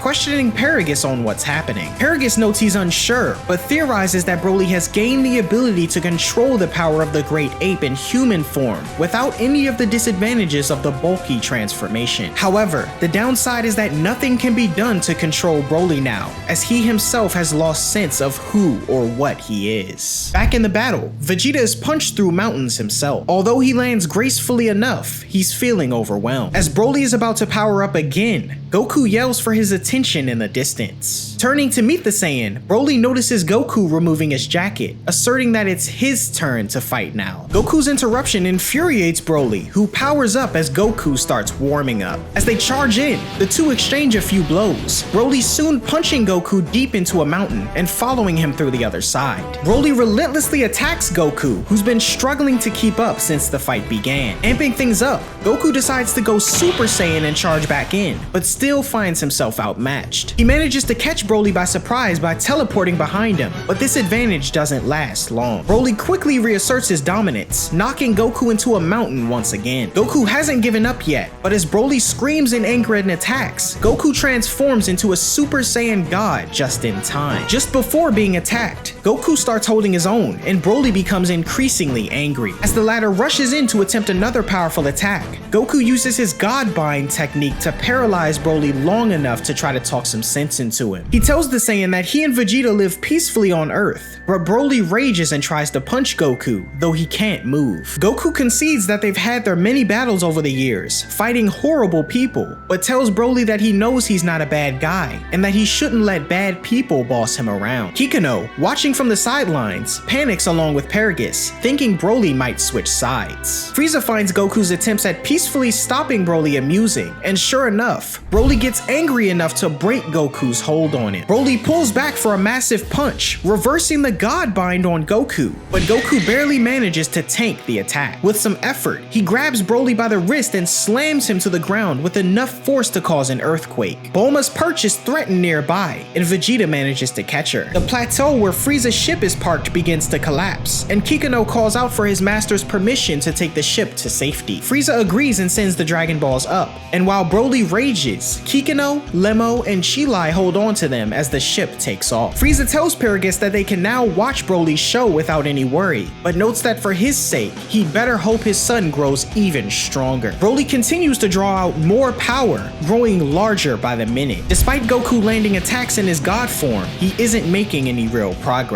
Watching from above, Chilai is overwhelmed by Broly's power. Lemo believes that Broly isn't himself right now, and Chilai agrees. Goku struggles against Broly, and Chilai regrets that this is happening because the gentle-hearted Broly is a slave to his father's obsessive drive for revenge. Broly's rage continues to grow, dealing blow after blow to Goku, but Paragus begins to fear that his son will be killed if this keeps up. At this point, Broly has grown so large that he dwarfs Goku, fully controlling the fight. He furiously tries to stomp Goku into the ground, but Goku desperately rolls away. Goku manages to get back on his feet and attacks Broly with an energy sphere, only for Broly to effortlessly grab it and crush it in his hand. Broly then flips Goku and grabs him by the ankle, slamming him against the ground and prompting his screams of agony. Broly keeps up his display of strength and slams Goku again, only this time, Goku momentarily blacks out from the pain as he's thrown around repeatedly. To take things up a notch, Broly grabs Goku by the head and drags him through an ice wall by the face, thrown far into the distance afterward as he plummets to the ground. The Saiyan is felled and unable to move, while Broly screams in unbridled rage. On the sidelines, it appears Goku is done for, and Frieza thinks he won't even get a chance to finish him off. Suddenly, we see Piccolo meditating far away. He opens his eyes and calls out to Goku telepathically, sensing that his friend is up against a formidable opponent. Piccolo knows he would only be a hindrance if he tried to help, and Goku, struggling to pull himself together, tells Piccolo that it's okay, as he's his escape plan. At the same time, Broly is losing patience, and Goku manages to stand up. If things go south, he tells Piccolo that he can use instant transmission to teleport away from the battlefield. Piccolo realizes that for Goku to have an escape plan, things must be really bad, and wishes him good luck. When Goku snaps back into the fight, he rips off his battle-damaged orange gi and begins to transform once more. His aura originally turns green, and being pushed further in battle, he nearly trespasses into Ultra Instinct again before completing his transformation into Super Saiyan Blue. The fight becomes a bit closer to even, but Goku is still struggling against Broly's might. The two combatants plummet through the ground, where a fiery magma pit lies just beneath the snow. Broly initially overwhelms Goku beneath, but Goku throws Broly back above the surface and follows him up. Above ground, Broly quickly charges up a giant cyclonic attack and launches it at Goku. The attack is so powerful that Frieza has to put up an energy shield to surround himself, while Paragus is sent flying into the distance. The attack transforms the landscape, the sheer magnitude of it releasing the magma below the surface, though Goku remains unharmed. Paragus is filled with despair, beginning to think that maybe King Vegeta was right all along. Broly is now the one struggling, with Goku clearly having the upper hand in battle. Frieza questions Paragus if this is truly the end this time, and Paragus agrees that it is. Frieza, however, recalling how killing Krillin triggered Goku's first Super Saiyan transformation, decides to replicate that scenario. With a satisfied smile, Frieza executes Paragus with a mere finger beam and calls out to Broly, acting with panic and distress. This gets Broly's attention, and Frieza reveals that his father was killed by a stray energy blast. The revelation for Broly triggers the exact effect Frieza hoped for, as the Saiyan explodes in grief and anger, transforming into a Super Saiyan for the first time. Frieza celebrates as Broly begins firing a flurry of random blasts, destroying what remains of the landscape around him. Goku tries to fight back, but can't even make a dent, and in the midst of the assault, he loses his blue shirt. Broly's aura expands dramatically, threatening to overwhelm Goku, who flies up to escape it. Frieza is pleased, noting that this is the anger he wanted to see, and Vegeta realizes that Goku won't be able to defeat Broly alone. He flies up to join Goku, who reluctantly accepts his help. Vegeta transforms into Super Saiyan Blue, and together they attack Broly, but it's still not enough. Broly quickly turns the tables and unleashes more of his overwhelming power, soon having the two Saiyans on the run. Goku Goku and Vegeta power up a Kamehameha and Dalek Gun combo, but their ferocious attack is easily swatted aside by a dual-wielded energy blast from Broly, who continues pursuing the two. Seeing an opportunity to retreat, Goku and Vegeta fly past Frieza, prompting a raging Broly to shift his attention to him. Immediately scared of his impending beatdown, Frieza is quickly blasted away by Broly and dealt a ferocious pummeling to the face. In the ensuing chaos, Goku grabs Vegeta's hand and teleports them to Piccolo, all according to his plan. They make a crash landing at the Namekian's location and revert to base form, Goku continuing to hold Vegeta's hand for a few moments until the latter angrily pulls away. Piccolo questions what's going on, but Goku tells him they'll explain later, as right now, they desperately need some sensu beans. Unfortunately, Piccolo doesn't have any, so Goku questions Vegeta if he knows anything about fusion. Vegeta responds that he knows about it from Trunks, as it's the technique where you merge yourself by dancing like a fool. Goku confirms and demonstrates the poses, but Vegeta angrily refuses to do such a thing. Goku tells him it's only for 30 minutes, going on to say that they've done it before with Potara. Since they don't have Potara handy, they have no choice but to use the fusion dance. Vegeta questions if there's another way to avoid dancing, but Goku corrects his pose and technique and insists they don't have a choice, as the Earth will be destroyed if they don't stop Broly. Vegeta retorts, asserting that the Earth is done for then, but Goku mentions his family, questioning if Vegeta is okay with the thought of Bulma and his children dying. This revelation prompts an embarrassed Vegeta to finally agree to learn fusion. Meanwhile, on the battlefield, Broly is dominating Frieza, who then decides to transform into Golden Frieza, surprising Broly. Annoyed that he now has to put effort into a fight, Frieza introduces his transformed state and attacks with renewed confidence. Goku and Piccolo demonstrate the fusion dance for Vegeta, who watches mortified and blushing. Goku insists there's no time, and Vegeta reluctantly steps forward as if he's being dragged against his will, thinking he might actually prefer to die. The two attempt the dance, but their fingertips don't align, Piccolo noticing the mistake before the chubby fusion even appears. When he does, he claims to be the strongest, but Piccolo scolds him, explaining where the Saiyans went wrong and notes they have to wait 30 minutes to defuse. In the meantime, Golden Frieza is being pummeled by the very monster he helped to create. Goku and Vegeta try the dance again, but this time they fail with the malnourished form, Piccolo explaining that their pose wasn't symmetrical. Simultaneously, Frieza continues to hold down the fort while they wait another 30 minutes. Finally, Goku and Vegeta perfect the fusion dance, much to Piccolo's satisfaction, as the technique gives off a tremendous amount of power. Their new persona's vest trim is golden, his sash an aqua color, and he appears with jet black hair. With time running short, the fused Saiyan, recalling their previous fusion named Vegito, struggles to come up with a new name for this form, much to Piccolo's irritation. Finally, he declares himself as Gogeta, and satisfied, he heads off to the battlefield. Frieza lies embedded in the side of a rock formation, marveling at Broly's power even as the Saiyan has moved on. Suddenly, Gogeta appears, much to Frieza's shock. The tyrant demands to know who he is, and Gogeta explains that he's the fusion of Goku and Vegeta, much stronger than the two of them separated. Frieza whines and says that isn't fair, and wasting no time, Gogeta teleports to Broly's new location. Having lost interest in attacking Frieza, Broly has begun attacking Whis in the absence of Goku and Vegeta. Whis is merely toying with the frenzied Super Saiyan as he dodges his attacks, moving out of the way of Gogeta's instant transmission when he arrives. Whis instantly recognizes who Gogeta is, surprised to see that Goku and Vegeta could actually work together long enough to fuse. Bulma recognizes Gogeta as well, as Broly appears in front of them. Gogeta challenges Broly to fight him, and he immediately attacks. After dodging a few of Broly's blasts, Gogeta decides to power up, transforming into a Super Saiyan to match Broly's power. The two exchange blows, Gogeta twirling his hands in a circular motion and redirecting Broly's punch as he delivers his own devastating attack to the Saiyan's stomach,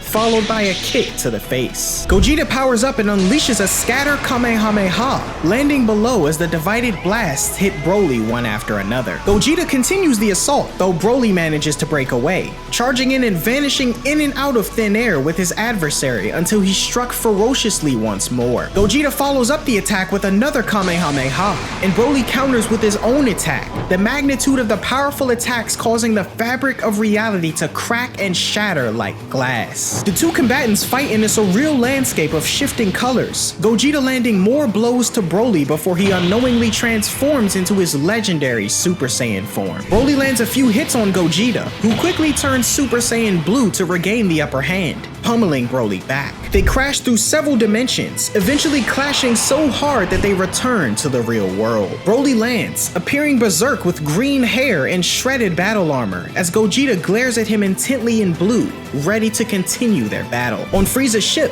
Cheelai and Lemo run towards an exit. Lemo asserts that Broly will be killed if this continues, and Cheelai notes that his father molded him into a battle monster. She exclaims that she won't allow this to be the end for Broly, and the two continue on with Lemo carrying the 7 Dragon Balls. Outside, Broly attempts to kick Gogeta, but the fighter evades as he's met with a blast that he easily swats aside. Through the resulting smoke, Broly emerges as Gogeta stylishly leaps into the air, landing a powerful kick that leaves Broly visibly damaged. Falling to a knee, Broly watches as Gogeta rushes in, though the Saiyan tries to destroy everything around him with his gigantic roar. Gogeta leaps over the attack and uses a dual-wielded blast to strike Broly repeatedly, followed with a barrage of energy attacks. This assault pushes Broly back until Gogeta decides to end it with a powerful Stardust Breaker, detonating on impact.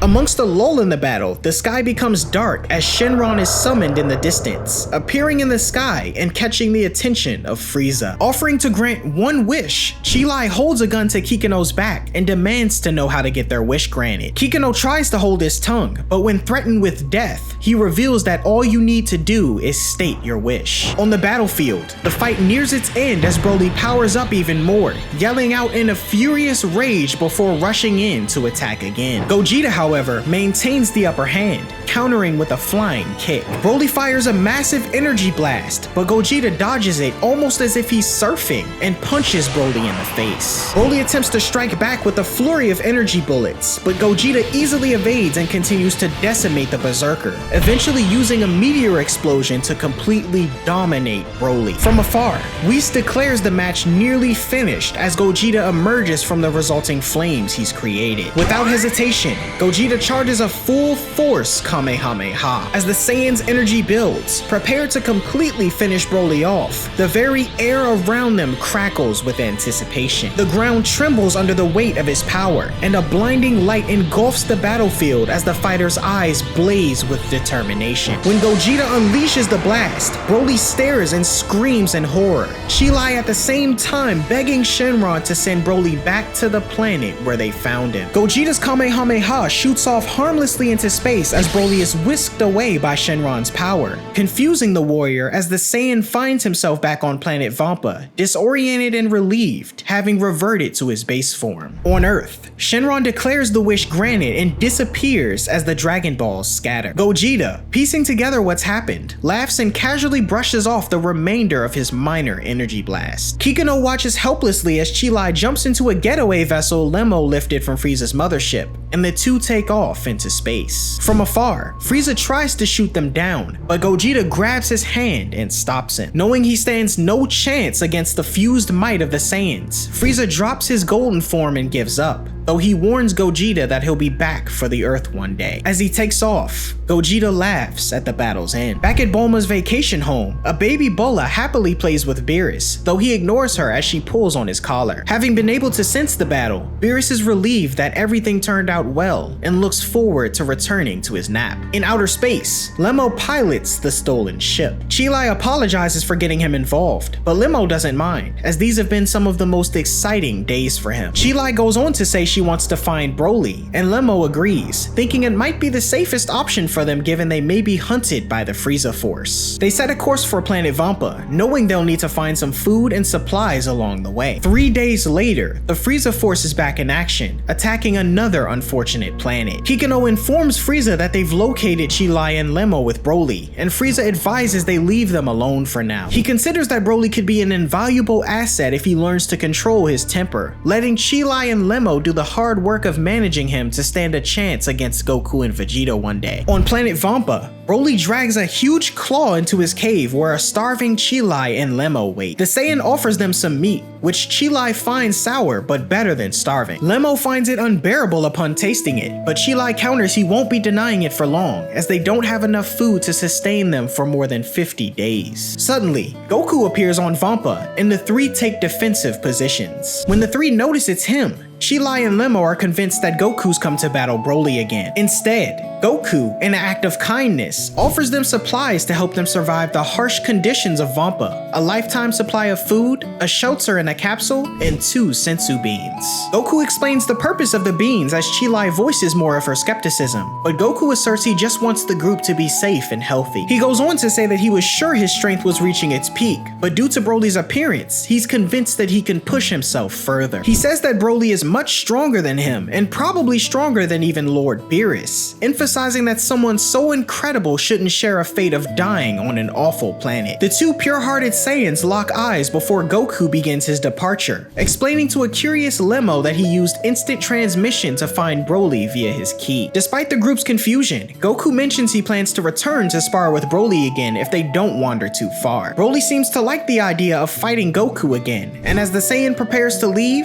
Chilai questions who he is. Before leaving via instant transmission, Goku introduces himself via his Earth name, but tells Broly he can call him Kakarot. The Moro arc takes place after the events of the Tournament of Power and encounter with Broly. Sometime after, Goku arrives at Capsule Corporation to train with Vegeta in the Gravity Training Room. Vegeta inquires about Ultra Instinct, and Goku shares that he hasn't been able to activate it since the tournament. He expresses that continual rigorous training is necessary if he intends to use it again, and unexpectedly, Bulma interrupts them, requesting their presence outside. She informs them that Hercule had called, as a mysterious gang is attempting to kidnap Buu, and utilizing his instant transmission, Goku takes off while Vegeta opts to fly. At Hercule's house, a sleeping Buu is being forced into a spaceship by a group of individuals. Hercule tries to thwart their attempts but is unsuccessful. Goku and Vegeta arrive, catching the attention of the lead kidnapper, Beerus. Recognizing the two, Beerus is interrupted by Goku, who begins to attack the other kidnappers in the group. Left with no option, Beerus uses his stun gun to incapacitate Goku and Vegeta, instructing his men to bring them along, and he'll explain the situation at their headquarters. Later, Goku regains consciousness and encounters Jaco on the Galactic Patrol HQ spaceship. Beerus extends his apologies to Goku for his actions, clarifying it was the only choice as Goku wouldn't listen to reason. Vegeta, questioning the need for Buu, learns from Beerus that they need to recapture a dangerous criminal who'd escaped the Galactic Patrol prison. To accomplish this, they require the aid of a specific entity living within Buu, the Grand Supreme Kai. 10 million years in the past, the Grand Supreme Kai and South Supreme Kai confront Moro, a formidable foe who hurls comets at them from the cosmos. Harnessing his unique abilities, Moro drains life energy from a neighboring planet, annihilating its ecosystems and inhabitants, and manifests a potent energy orb, which he consumes. Gaining immense power, he releases an energy onslaught on the Supreme Kais, who openly admit their inability to win. Observing from a distance, the Galactic Police witness the devastating battle and recognize Moro as the destroyer of 320 planets, admitting their inability to apprehend him, and choose to entrust the task to the Supreme Kais while maintaining a safe distance. In a desperate move, the Grand Supreme Kai expels all his god power to seal Moro's magical abilities, utilizing a perilous technique known only to him, the Kai Kai Maltaru. This renders Moro vulnerable, allowing the Galactic Patrol to incarcerate him until his recent escape. In the present, Beerus narrates this historical event to Goku, Vegeta, and Jaco, emphasizing that even stripped of his magic, Moro retained formidable power and was sentenced to death. However, no entity was powerful enough to actually execute the sentence. Moro, likely having regained some of his magical prowess, needs to be stopped with the intervention of the Grand Supreme Kai, who's now a part of Buu. Vegeta informs the group of Buu's slumber, and attempts to wake him are futile as the Galactic Patrol members are thrown into one another. Goku volunteers to assist in apprehending Moro, and Beerus tells him and Vegeta that rumors of the two of them have spread throughout the cosmos, as they're supposedly quite powerful. Goku begins to explain to Beerus that yet another Saiyan was discovered recently, while Vegeta continues to think about how Beerus was able to get the drop on both him and Goku on Earth. Goku and Vegeta are briefed by Beerus and the Galactic King, and are temporarily inducted into the Galactic Patrol with strange outfits, although they refuse to wear them and instead opt to bearing the Galactic Patrol symbol on their gi. Suddenly, the Saiyans notice a group of Galactic Patrol members running running down the halls and are informed that the Macaroni siblings are committing crimes again. Beerus offers to stop them on his own, but Vegeta insists on tagging along as he's curious to witness Beerus' capabilities. The Saiyan pair, Jocko and Beerus head off, and on planet Jung, the siblings are in the middle of a heist, being pursued by local enforcers and the Galactic Patrol. It's discovered that the group are attempting to steal blue aurum, a fuel source which, in the wrong hands, could build a bomb powerful enough to destroy a planet. After a series of confrontations and pursuits involving sabotages and escapes, the siblings are finally apprehended with the help of Goku, Vegeta, and Beerus. However, Vegeta senses a concealed power in Beerus, who denies such allegations and admits his inability to capture Moro single-handedly due to Moro's boundless and growing strength. Receiving intel about Moro's whereabouts, the group narrow their search to sector KT-40. Goku opts to searching for Moro's key, only to be met with a sinister smile from the villain, indicating his awareness of Goku's pursuit of him. Goku shares with Vegeta an eerie sensation he got from Moro, stating the energy felt like the agonized screams of countless souls. Beerus clarifies this disturbing feeling is due to Moro's capacity to siphon a planet's life force, explaining his unnaturally extended life. In a distant part of space, Moro, aboard his ship, discloses to Cranberry, his pilot, that someone is seeking him. Despite the diminished state of his magical abilities though, Moro is eager to reach their destination. Meanwhile, Goku deduces that Moro's target is New Namek, though he's puzzled about how Moro discovered its confidential location. Beerus suggests Moro's restored abilities now let him detect life-rich planets, and overhearing this, one of the captured siblings known as Pasta brings up rumors he's heard about Namekians and their Dragon Balls, shocking the Galactic Patrol. He mentions a fellow inmate who used to work for Frieza, seeking powerful fighters to help retrieve the balls. Apparently, this knowledge reached Moro, making the Dragon Balls his target. On Moro's ship, he revels in the fact that he regained a fraction of his magic in the nick of time. He credits his restored magic, emerging around the time of Kid Buu's defeat for his prison break, as well as Cranberry's escape. Cranberry reminds Moro of the Dragon Ball's potential to grant 3 wishes and urges him to honor their agreement to let him use just 1 wish for a safe haven from Frieza's army and the Galactic Patrol. Moro agrees, needing only 1 wish for himself. On New Namek, Mori and 2 young Namekians are praying and enjoying their peaceful life when suddenly one of the Namekian inhabitants notices Moro's ship approaching. Recognizing the imminent threat, Goku and Vegeta, refusing to wait for Buu to wake up, decide to use instant transmission to get to New Namek quickly. They arrive just as Moro descends, while Moro, who from his vantage point recognizes Goku as the one who was seeking him earlier and assumes he's come to apprehend him. Moro is impressed with Goku's energy, and the Saiyans swiftly warn the Namekians of the incoming threat, who then gather the Dragon Balls and retreat. Vegeta confirms the unsettling nature of Moro's ki, and Goku states how he's got a bad feeling about what's coming. Moro lands and exits the ship, the Saiyan pair then noticing how feeble he looks after so many years of living. However, the scene escalates when Moro, ignoring Goku's advice to return to prison quietly, employs his magic to ensnare a young Namekian named Eska. As Moro starts to strangle the child, Vegeta intervenes, rescuing Eska. Wanting to atone for his past misdeeds against the Namekians, Vegeta challenges Moro, telling Goku to stay out of it. Vegeta transforms into a Super Saiyan and charges toward Moro, but is unable to land any of his attacks. He pursues the villain and lands on top of his spaceship, as Cranberry recognizes Vegeta, wondering why he's joined the Galactic Patrol. Initially, Vegeta struggles against Moro's magic, but after ascending to Super Saiyan God, he manages to land a blow to Moro. Vegeta dismisses Moro's tactics, citing familiarity with various battle techniques from past fights. Meanwhile, on the Galactic Patrol spaceship, Beerus decides they need to return to HQ for the Grand Supreme Kai's help. Jocko optimistically states that the Saiyans might prevail against Moro, but Beerus says it's very unlikely. Back at the front line, Moro, shedding his cloak, prepares to unveil his true magic to Vegeta. Goku acknowledges Moro's capacity to siphon life energy, evident from his recent attempt on Eska. However, Moro hints at using this skill differently this time. Concurrently in space, Beerus elaborates to Jocko that Moro's attacks harness the stolen energy from planets. Moro releases an energy surge from the planet, catching Vegeta off guard. Emphasizing that this force is used from the life energy of New Namek, Moro exploits the planet's innate energy, causing Vegeta to struggle. Vegeta takes flight to evade, only to be assailed by multiple energy streams of lava, pushing him toward the ground as the Namekians watch in the distance. When Vegeta lunges at Moro from the the dried lava, the villain conjures an energy barrier for protection. Moro tells Vegeta his efforts are futile and uses his magic once more to thwart the Saiyans' attempts to pursue. Goku offers to step in and fight instead, but Vegeta tells him to shut up and watch. Vegeta taunts Moro about the repetitiveness of his attacks, but Moro counters, asserting that he can utilize the planet's energy until it's extinguished. Admitting his inability to approach Moro and lacking further power boosts, Vegeta questions Moro's reason for visiting New Namek, suggesting a potential alliance. Moro, while mocking Vegeta, entertains his offer, expressing his intent to gather the Namekian Dragon Balls. Doubting Vegeta's knowledge of the ball's location, Moro makes a move once more to end him with the planet's life force. Despite this onslaught, Vegeta withstands Moro, who now harnesses the planet's energy more aggressively. As Vegeta tries to hold off the attack, he inquires about Moro's wish, given his already immense strength. Moro confesses he seeks the full might of what he once had, which his imprisonment had diminished. Suddenly, using this confession to his advantage, Vegeta transforms into Super Saiyan Blue, easily blowing away the planet's energy that appeared to have him overwhelmed. Surprised, Moro questions if Vegeta was concealing his true strength, and Goku praises Vegeta, stating he allowed Moro to believe he could win so he'd reveal his intentions. Startled, Moro amplifies his assault, prompting Vegeta to ascend to Super Saiyan Blue Evolved, allowing him to easily evade and deliver a powerful blow, plunging Moro into the sea. Vegeta reverts to base form, and meanwhile, Goku notices something ominous with not only the planet, but his own energy as Moro emerges from the water. Sensing Moro's possible defeat, Cranberry decides to flee on his ship. This provides a distraction for Moro, who unleashes an onslaught of ki blasts at Goku and Vegeta and disappears. Goku finds the monster, only to discover him gathering the planet's energy once more, this time into a mass of lava larger than before. It's soon discovered among the Namekians that Moro is taking energy from their planet and its inhabitants, weakening them. Goku ponders about attacking Moro while he's charging energy, and instead of releasing said energy, Moro condenses and consumes it, enhancing his strength. Spotting Cranberry's departing ship, Moro uses telekinesis to ground it, stating he won't lose this battle. Goku acknowledges that Moro seems way stronger than before, and Vegeta realizes this is why Beerus wanted to capture him quickly. Vegeta attempts to transform into Super Saiyan Blue once more, but is unable to, prompting Goku to believe he must be joking around. As Vegeta attempts to transform once more, Beerus informs Jocko back on their spaceship that Moro is capable of stealing his opponent's energy while they're fighting, and that Goku and Vegeta challenged him without knowing all the facts. Vegeta states he's unable to transform, and now with the upper hand, Moro subdues Vegeta and launches him across New Namek's surface, revealing that he too had been hiding his true intent. With increased power, Moro effortlessly pushes Vegeta further into Namek's surface with his magic. Attempting to save his ally, Goku launches a kick at Moro, but the villain is easily able to block it and retaliate by ragdolling Goku around the planet and tossing him into lava, leaving him drained. Vegeta tries to retaliate with his Galactic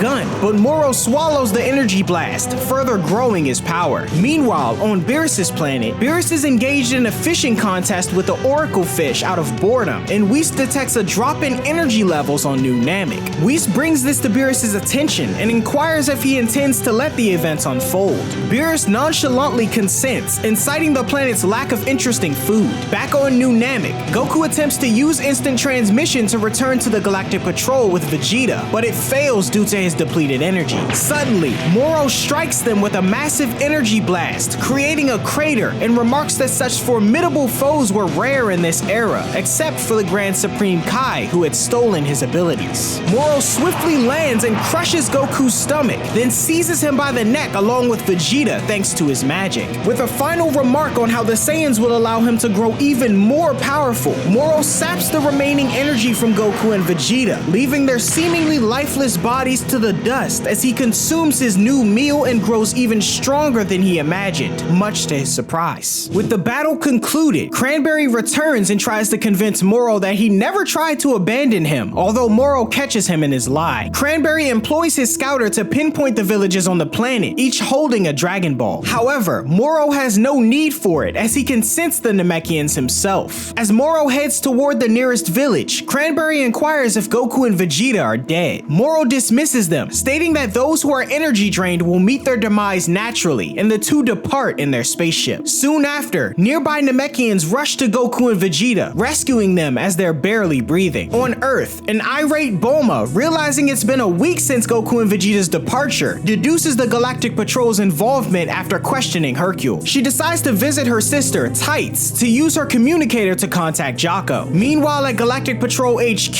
Beerus returns to find Boo awake and goes to meet him. Jocko receives a message and eventually contacts Bulma, who requests a ship to be sent her way. She wants to go see Moro herself, but Jocko hastily ends the call without giving a definite answer. Later on Namek, Mori watches over Goku and Vegeta, who have slightly recovered thanks to Eska's healing abilities. They learn they were unconscious for 3 days, and while they were resting, Moro attacked 3 villages and acquired their Dragon Balls. Suddenly, they sense Moro's power surging as he assaults another village, tossing Namekians into the surrounding flames and eliminating them one by one until someone gives up the Dragon Ball. Goku regrets his inability to teleport and assist, but Mori mentions they have one last resort, Namekian assimilation. This is the technique Piccolo did with Kami, as dozens of strong Namekian warriors from each village combine to create a formidable warrior who rushes in to confront Moro. However, Moro swiftly kills this warrior with a single blow before he can react, leaving the Namekian villagers in shock. Moro sarcastically apologizes for killing the warrior, stating he was gone before he could even see his face. Mori is deeply distraught over the loss of their last hope, the Namekian savior. Vegeta observes that Moro seems to have grown even stronger during their unconsciousness and regrets that they've been reduced to hiding. Goku inquires about how Moro was able to locate the Dragon Balls, and Vegeta explains that Moro is tracking the key of the Namekians, much like how Frieza did in the past. Goku states the final Dragon Ball should be safe for now and suggests that the surviving Namekians temporarily evacuate the villages and conceal their energy to elude Moro's detection. Meanwhile, trampling over deceased Namekians at Moro's hands, Cranberry searches for the Dragon Ball within the houses but struggles to find it. Moro directs him to a specific house and Cranberry quickly locates it. He queries Moro about his ability to pinpoint their location, but Moro remains silent, indicating another Dragon Ball in the distance. Meanwhile on Earth, Dende senses a grave disturbance on his home planet. Piccolo, feeling the same concern, joins him on the lookout and speculates whether it has any connection to Goku and Vegeta, who had left Earth a few days ago. Moro continues his pursuit of the Dragon Balls, now in possession of 6 of them as he heads toward the final one's location. Goku and Vegeta sense Moro approaching their position, and with surprise, Vegeta notes that Moro must be able to sense the Dragon Balls directly. With limited options, Goku decides to get dressed and confront him, although Mori points out he and Vegeta nearly died last time. Vegeta follows, but pauses to inquire about Mori's feelings towards him regarding his past involvement in wiping out Namekians. Mori acknowledges that the memory can't be erased, but assures Vegeta that they only seek peace and the preservation of the planet. Vegeta joins Goku and instructs him to ensure the planet's restoration should he survive, and Goku agrees. Moro reaches the final Dragon Ball's location, surprised to find the 2 Saiyans are still alive. Cranberry states that Saiyans are a powerful race, but Moro vows to ensure their demise this time. Goku and Vegeta, recognizing Moro's pinpointed their location, powers up for battle, but their recent injuries leave them weakened. They rush toward Moro's ship, but before they collide, they're intercepted by a Galactic Patrol spaceship. Beerus, riding atop the ship, shoots off the wings of Moro's vessel. Cranberry falls and Moro escapes through the roof, pursued by Iriko piloting the ship. Beerus closes in on Moro and deploys a substance that encapsulates Moro's body, much to everyone's surprise. Now in control, Beerus slams Moro to the ground and he's unable to break free of the substance. Goku inquires whether they plan to return Moro to prison in his current state, but Beerus explains the substance won't hold him for long and requests backup aboard the ship. Suddenly, Jocko and Boo descend from the ship with Boo still asleep. Jocko explains that Boo woke up briefly but experienced motion sickness during the journey, rendering him unconscious again. However, Boo eventually awakens and Jocko informs Vegeta that Boo can now seal Moro's magic thanks to the Galactic Patrol's hypnotist, which had rekindled the Grand Supreme Kai's memories within Boo. Upon seeing Moro, Boo recalls him as if he were the Grand Supreme Kai and becomes enraged by the number of his friends Moro had killed in the past. Moro, enraged with seeing the Grand Supreme Kai once more, breaks free from his confinement and prepares to battle Boo. With his anger continuing to boil, Boo lets out a furious cry and charges at Moro, who conjures a wall of fire from the ground. However, Boo effortlessly gets past it and delivers a powerful blow to Moro's face, space, surprising Goku and Vegeta. Moro punctures Boo's stomach, believing he's won the fight, but Boo's regenerative abilities give him the upper hand as he flings Moro into the air and launches a barrage of ki blasts at him, impressing onlookers with his strength. Moro attempts the energy absorption technique he used on the Saiyans, but Boo continues to dominate him. Vegeta points out to Goku that Boo's energy isn't diminishing and that Moro's absorption doesn't seem to affect Boo the way that it did them. Feeling hopeful, Goku declares Boo can finish this, and Moro inquires about Boo's abilities, but Boo simply laughs in response. In the ongoing battle, Boo maintains the upper hand against Moro, displaying a clear advantage. Moro's ki attacks prove ineffective against Boo, thanks to Boo's distinctive body structure and regenerative abilities. Goku, who's observing the battle, notes that despite not seeing Boo fight for a long time, he seems even stronger than before. Beerus wonders if this newfound strength might be related to the unlocking of Boo's potential after his recent memory restoration, and Moro, meanwhile, having been thrown against a nearby rock, becomes infuriated, believing that he would have never been defeated if he had access to his full power. Boo taunts him, referring to him as weak, and sprouts 4 additional arms from his body, then charges at Moro and relentlessly pummels him into the ground. Goku is astonished at Boo's dominance, but Beerus remains concerned about potential tricks Moro might have up his sleeve. He urges Boo to use a certain technique while Moro is defenseless, and Boo agrees as his detached arms continue to pummel Moro viciously. Boo grabs Moro's limbs, immobilizing him as Boo prepares his move, but suddenly the sky darkens. Amidst the confusion, the group notice that Porunga, the eternal dragon, has been summoned. Cranberry is responsible for summoning the dragon using Eska and resorts to violence against other Namekians, including Mori, who try to interfere. Porunga announces that he'll be granting 3 wishes. Cranberry's first wish is for his health to be restored since he's on the brink of death, and Porunga does so. Goku and Vegeta rush toward Porunga to stop Cranberry, while Moro telepathically contacts him, urging him to wish for the restoration of his full magical power. Although Cranberry hesitates, wanting to inquire about his own wish to escape to a distant planet, Moro threatens him, and Cranberry complies. Cranberry's second wish is to restore Moro's magical power, and Moro immediately senses the surge in his strength. Goku and Vegeta in the distance notice this as well, and Moro vanishes to head straight for Porunga, knocking Goku and Vegeta aside. While Cranberry is in the midst of making his final wish to be transported to a remote planet, Moro suddenly materializes behind him and thrusts his hand through Cranberry's chest, ending his life. Moro then uses Cranberry's translation device to speak to Porunga and prepares to make his final wish. In the meantime, Beerus, Jocko, and Boo board the spaceship piloted by Iriko, making their way toward Moro. Moro's second and final wish is granted, and Porunga vanishes as the Dragon Balls scatter across New Namek. Goku and Vegeta arrive at Moro's location a moment too late, surrounded by the lifeless bodies of Namekians. They demand to know what Moro's second wish was, but he remains tight-lipped, telling them that they'll know soon enough. Just as the Galactic Patrol arrives, Moro bids his farewell and conceals his ki to escape undetected. Boo uses his powers to heal Eska, but cannot revive the others who have perished. At that moment, the planet begins to tremble as Moro initiates the process of draining all the energy from it. Suddenly, Boo returns Goku and Vegeta to their full strength, but when Goku turns to express his gratitude, he finds the Grand Supreme Kai standing in Boo's place. The Grand Supreme Kai explains that until Moro is defeated, he will temporarily swap places with Boo, and they can still save New Namek if they hurry and confront Moro together. Goku prepares to use instant transmission as he, Vegeta, and the Grand Supreme Kai teleport to face Moro, Beerus hopeful that the trio can finish him off. As Moro continues draining energy from both the people and the planet of New Namek, Beerus, Jocko, and Eska make their escape aboard the Galactic Patrol spaceship. Meanwhile, Goku and Vegeta in their Super Saiyan Blue form, alongside the Grand Supreme Kai, materialize at the edge of Namek's atmosphere. They charge toward Moro together, but find themselves striking an afterimage. They attempt 2 more times and fail, realizing that Moro's actual body isn't present, leaving them puzzled about the source of his energy absorption. The Grand Supreme Kai spots Moro nearby, prompting Goku to charge in once more. However, Vegeta stops him, cautioning that Saiyans can't survive in the vacuum of space. The Grand Supreme Kai decides to confront Moro alone, but finds himself unable to pose any challenge as Moro effortlessly deflects and counters all his attacks, now having more of Namek's energy fueling him. Moro strikes him forcefully, sending the Kai deeper into space as he pursues him, out of Goku Goku and Vegeta's sight. Meanwhile, Beerus receives word from Iriko that Moro and the Grand Supreme Kai have left Namek's orbit, prompting them to prioritize helping Goku and Vegeta first. In space, the Grand Supreme Kai continues to valiantly battle Moro, though he's clearly outmatched. Moro taunts the Grand Supreme Kai, stating his powers no longer trouble him, but the Kai prepares to use his magic sealing technique once more. Confident, Moro tells the Kai to unleash his attack, but he remains motionless, confirming Moro's suspicions that he now lacks the power to unleash the sealing spell at all, a fact the Kai confirms. Meanwhile, Goku states that Moro's growing stronger, and suddenly, the Galactic Patrol appear and the group take off to pursue him, along with the Grand Supreme Kai. On board the ship, Goku questions why the Kai was unable to use the sealing technique, and Beerus states it must be due to the splitting that Buu underwent long ago. Because the good Buu inherited the physical appearance of the Grand Supreme Kai, Beerus hypothesizes that in turn, his god power was transferred to the evil Buu instead. Goku is surprised that Kid Buu actually had god power within him, and meanwhile, the Grand Supreme Kai continues to get pummeled in space by Moro. Moro taunts the Kai and delivers a powerful kick that sends him hurtling further into space. Upon crash landing, the Grand Supreme Kai's latent memories are unlocked, revealing a vision of the past when Goku defeated Kid Buu with the Spirit Bomb, and realizes that when he was killed, his power vanished along with him. Moro was able to view the memories as well, and revels in the fact that no one in the universe could possibly defeat him anymore. Back on Beerus' ship, Vegeta acknowledges that their only option now is to rely on sheer brute force rather than deception. As the ship approaches Moro's location, Beerus questions the Saiyans on if they can guarantee they're more powerful than Moro. Vegeta confidently asserts that aside from Moro's magic, they're superior fighters, with a single Super Saiyan Blue at full power being sufficient enough to handle him. Satisfied, Beerus dons a spacesuit and vows to retrieve Moro and return him to Namek, and he takes off. As Moro prepares to land what appears to be a finishing blow to the Grand Supreme Kai, Beerus intervenes and provides a distraction long enough to bring the Kai to safety. He informs him of his plan to bring Moro back to Namek and inquires whether the Kai can use instant transmission, and the Kai confirms his ability. Their conversation is interrupted by Moro, who lands irate, prepared to do away with the Galactic Patrol. Beerus distracts Moro with his weapon, prompting him to attempt a finishing blow on the Galactic Patrolman. Beerus uses the opportunity to use the substance from his arsenal to grab hold of a compromised boulder and hurl it at Moro, who quickly turns to destroy it with ease. However, Beerus suddenly appears from the air and momentarily blinds Moro using his jet booster in his boots. This gives the Grand Supreme Kai the opportunity to grasp Moro and teleport him back to Namek, where Goku and Vegeta await. Beerus urges Jocko to take the ship back to Namek, but Jocko remains confident that Goku and Vegeta can finish the job. Meanwhile, Moro appears to gloat over the remaining energy on the planet for him to consume. When Vegeta threatens to destroy him, Moro laughs and reveals the Saiyans have forgotten about something quite important, the third wish from Porunga. At the Galactic prison, two Galactic Patrol members evaluate the aftermath of Moro's escape. One of them suggests caution regarding the other convicts, but his colleague reassures him that the prisoners couldn't break out on their own. They proceed to the control tower filled with hundreds of prisoners, where they observe Calamus leading the Macaroni gang to their cells. Suddenly, a surge of energy from New Namek races through the cosmos and touches down at the Galactic prison, disabling the power and causing all the convicts' cells to open. The convicts start to break free, including Saganbo, a follower of Moro, who greets a few of his fellow inmates and mobilizes a group of Galactic Patrol prisoners to attack the guards, seizing their weapons and demanding the return of their spaceships. He invites other convicts, including the Macaroni gang, to join their uprising. Meanwhile, Jocko and Beerus, still aboard their Galactic Patrol spaceship, receive word of the prison break from Iriko. Eska then has a sudden realization, recalling Moro's third wish, the release of all prisoners. As Moro informs Goku and Vegeta about his wish, the convicts arrive on a spaceship nearby. The ship unleashes a powerful energy beam at Goku, Vegeta, and the Grand Supreme Kai, but they narrowly evade it. Moro lands on the ship, and Saganbo shows his respect by bowing. Moro praises him for assembling a small army and offers to share his power with them in return. Below, Goku and Vegeta sense the convicts' energy surge as a group of them leap from the ship, ready to confront the trio. Moro unleashes the convicts, and Goku and Vegeta transform into perfected Super Saiyan Blue and effortlessly defeat them, leaving everyone in awe of their strength. Saganbo, however, motivates the convicts convicts to keep fighting or risk return to prison. The battle continues, but Moro begins to absorb energy from Goku and Vegeta once more, causing them to revert to Super Saiyan God. Goku charges at Moro, but he reverts to Super Saiyan 3 and is struck down by Saganbo. Vegeta, also weakened by the energy absorption, struggles, as does the Grand Supreme Kai due to his previous battle with Moro in space. Goku and Vegeta, now in their Super Saiyan form, continue to fend off the convicts while Goku questions Moro's motives. Moro explains that he aims to create an ideal galaxy where he can consume planets as he pleases. He despises the idea of preserving peace and believes that such individuals should be eradicated. Goku and Vegeta then unwillingly revert to their base forms, drained of their max power once more. As they continue to fend off the convicts, who regrettably aren't getting any weaker thanks to Moro, Beerus and Jaco descend to the ground to aid their comrades, utilizing advanced weaponry to incapacitate the convicts. Beerus suggests retreating, acknowledging that as things are now, they can't defeat Moro. Eska uses his healing ability to restore some of the Grand Supreme Kai's strength, and Saganbo attempts to destroy the spaceship they came in, although Beerus thwarts his attempt, surprising Saganbo as he knocked the gun from his hand from a sizable distance. Goku tells Iriko to retreat with the ship, and Beerus urges the Grand Supreme Kai to retreat using his instant transmission, which he does swiftly as he takes Eska with him. Goku grabs Jaco and Beerus, intending to use instant transmission to escape to Galactic Patrol HQ, but he's delayed by Vegeta, who refuses to leave out of pride and instructs Goku to go on without him before flying off in the direction of Iriko's ship. Left with no other option, Goku teleports away with everyone but Vegeta. Vegeta catches up to Iriko's spaceship and demands entry, and meanwhile, Goku and the others appear in the bathroom of the Galactic King, confused on what Vegeta meant from his speech. As the convicts chase the ship Vegeta's on, Iriko pushes it to max speed, narrowly evading their pursuit. Iriko informs Vegeta that they're also returning to HQ, but Vegeta refuses and insists on heading into a different direction, planet Yardrat. Meanwhile, the Galactic Patrol prisoners board their ship as Moro completes the absorption of the last remnants of life energy from New Namek. Saganbo inquires about the sudden disappearance of the Galactic Patrol and inquires if they're dead, but Moro clarifies that they escaped using teleportation. Saganbo then questions Moro on who they should pursue first, but Moro decides against going after anyone, considering powerful individuals like them rare. He states that they're free to roam the universe for now, but warns that he'll kill them if they interfere again. Moro then questions Saganbo on if he knows of any planets abundant in life energy, given his past involvement in a crew that ravaged the galaxy. Saganbo confirms, and the two head back inside the ship, where some scouts board smaller vessels to search the galaxy, and the main ship departs from the dying New Namek. At Galactic Patrol HQ, the Galactic King learns of the escape of prisoners from the Galactic prison, including Moro. He assumed Beerus would resolve the issue, but is informed that Moro's strength exceeded their expectations. Goku, walking alongside them, notices Eska, who fortunately made it back to HQ. Goku questions where Boo is, only to see he's fallen asleep and reverted from the Grand Supreme Kai once more, due to his recent battle on Namek. Eska inquires about Vegeta's whereabouts, and Goku replies that Vegeta is likely off training elsewhere, considering their usual tactics ineffective against Moro and exploring new strategies. Meanwhile, Vegeta, aboard a Galactic Patrol vessel, senses Moro heading in the opposite direction. Iriko informs him that it's Saganbo's ship, the fastest one he knows of. When Vegeta inquires about Saganbo, Iriko reminds him of the strongest fighter who stood with Moro. However, Vegeta dismisses Saganbo's strength, stating that without Moro's assistance, Saganbo couldn't even defeat his son, Trunks. Iriko reveals that it'll take 1 week to reach planet Yardrat and questions Vegeta about his purpose for going there. Vegeta explains that Yardratians possess unique techniques like instant transmission, which Goku learned, and hopes to acquire a technique that might help him against Moro, although he does so reluctantly. In his room, Vegeta vows that the next time he faces Moro, he'll defeat him and surpass Goku. Several days later, Saganbo and his crew arrive at planet Zune, easily overpowering the planet's defenders who sought to protect their royal treasure. After seizing the treasure, one of the convicts 7-3 decides to finish off any remaining inhabitants by blasting them all away with I-beams unnecessarily, although Saganbo urges him to stop in order to leave as much energy for Moro as they can. The group return to the ship, and Moro absorbs the planet's life energy, destroying it and enhancing his power once more. Saganbo then receives a report from one of his scouts about a planet brimming with energetic monsters, prompting Moro and his crew to set a course for their destination while they strip the planet planet of its treasures. Meanwhile, at Galactic Patrol HQ, news of Zun's devastation reaches them. Beerus suspects Moro is going after planets beyond the Galactic Patrol's reach, and Goku fears that after just a few days, Moro's gotten even stronger than before. Beerus mourns that their chances of defeating Moro are now exceedingly slim, but Goku questions if Beerus fighting would make a difference. Goku proposes a test and attempts to land a punch on Beerus, but Beerus effortlessly evades him. Jocko attempts to halt the altercation, but Goku expresses his desire to gauge Beerus' true power and invites him to a sparring match in a specially reinforced training room. Goku continues his attempts to strike Beerus, but is unable to connect. He escalates by transforming into a Super Saiyan, yet Beerus dodges every blow. Goku switches to Super Saiyan 3, but his attacks still remain ineffective.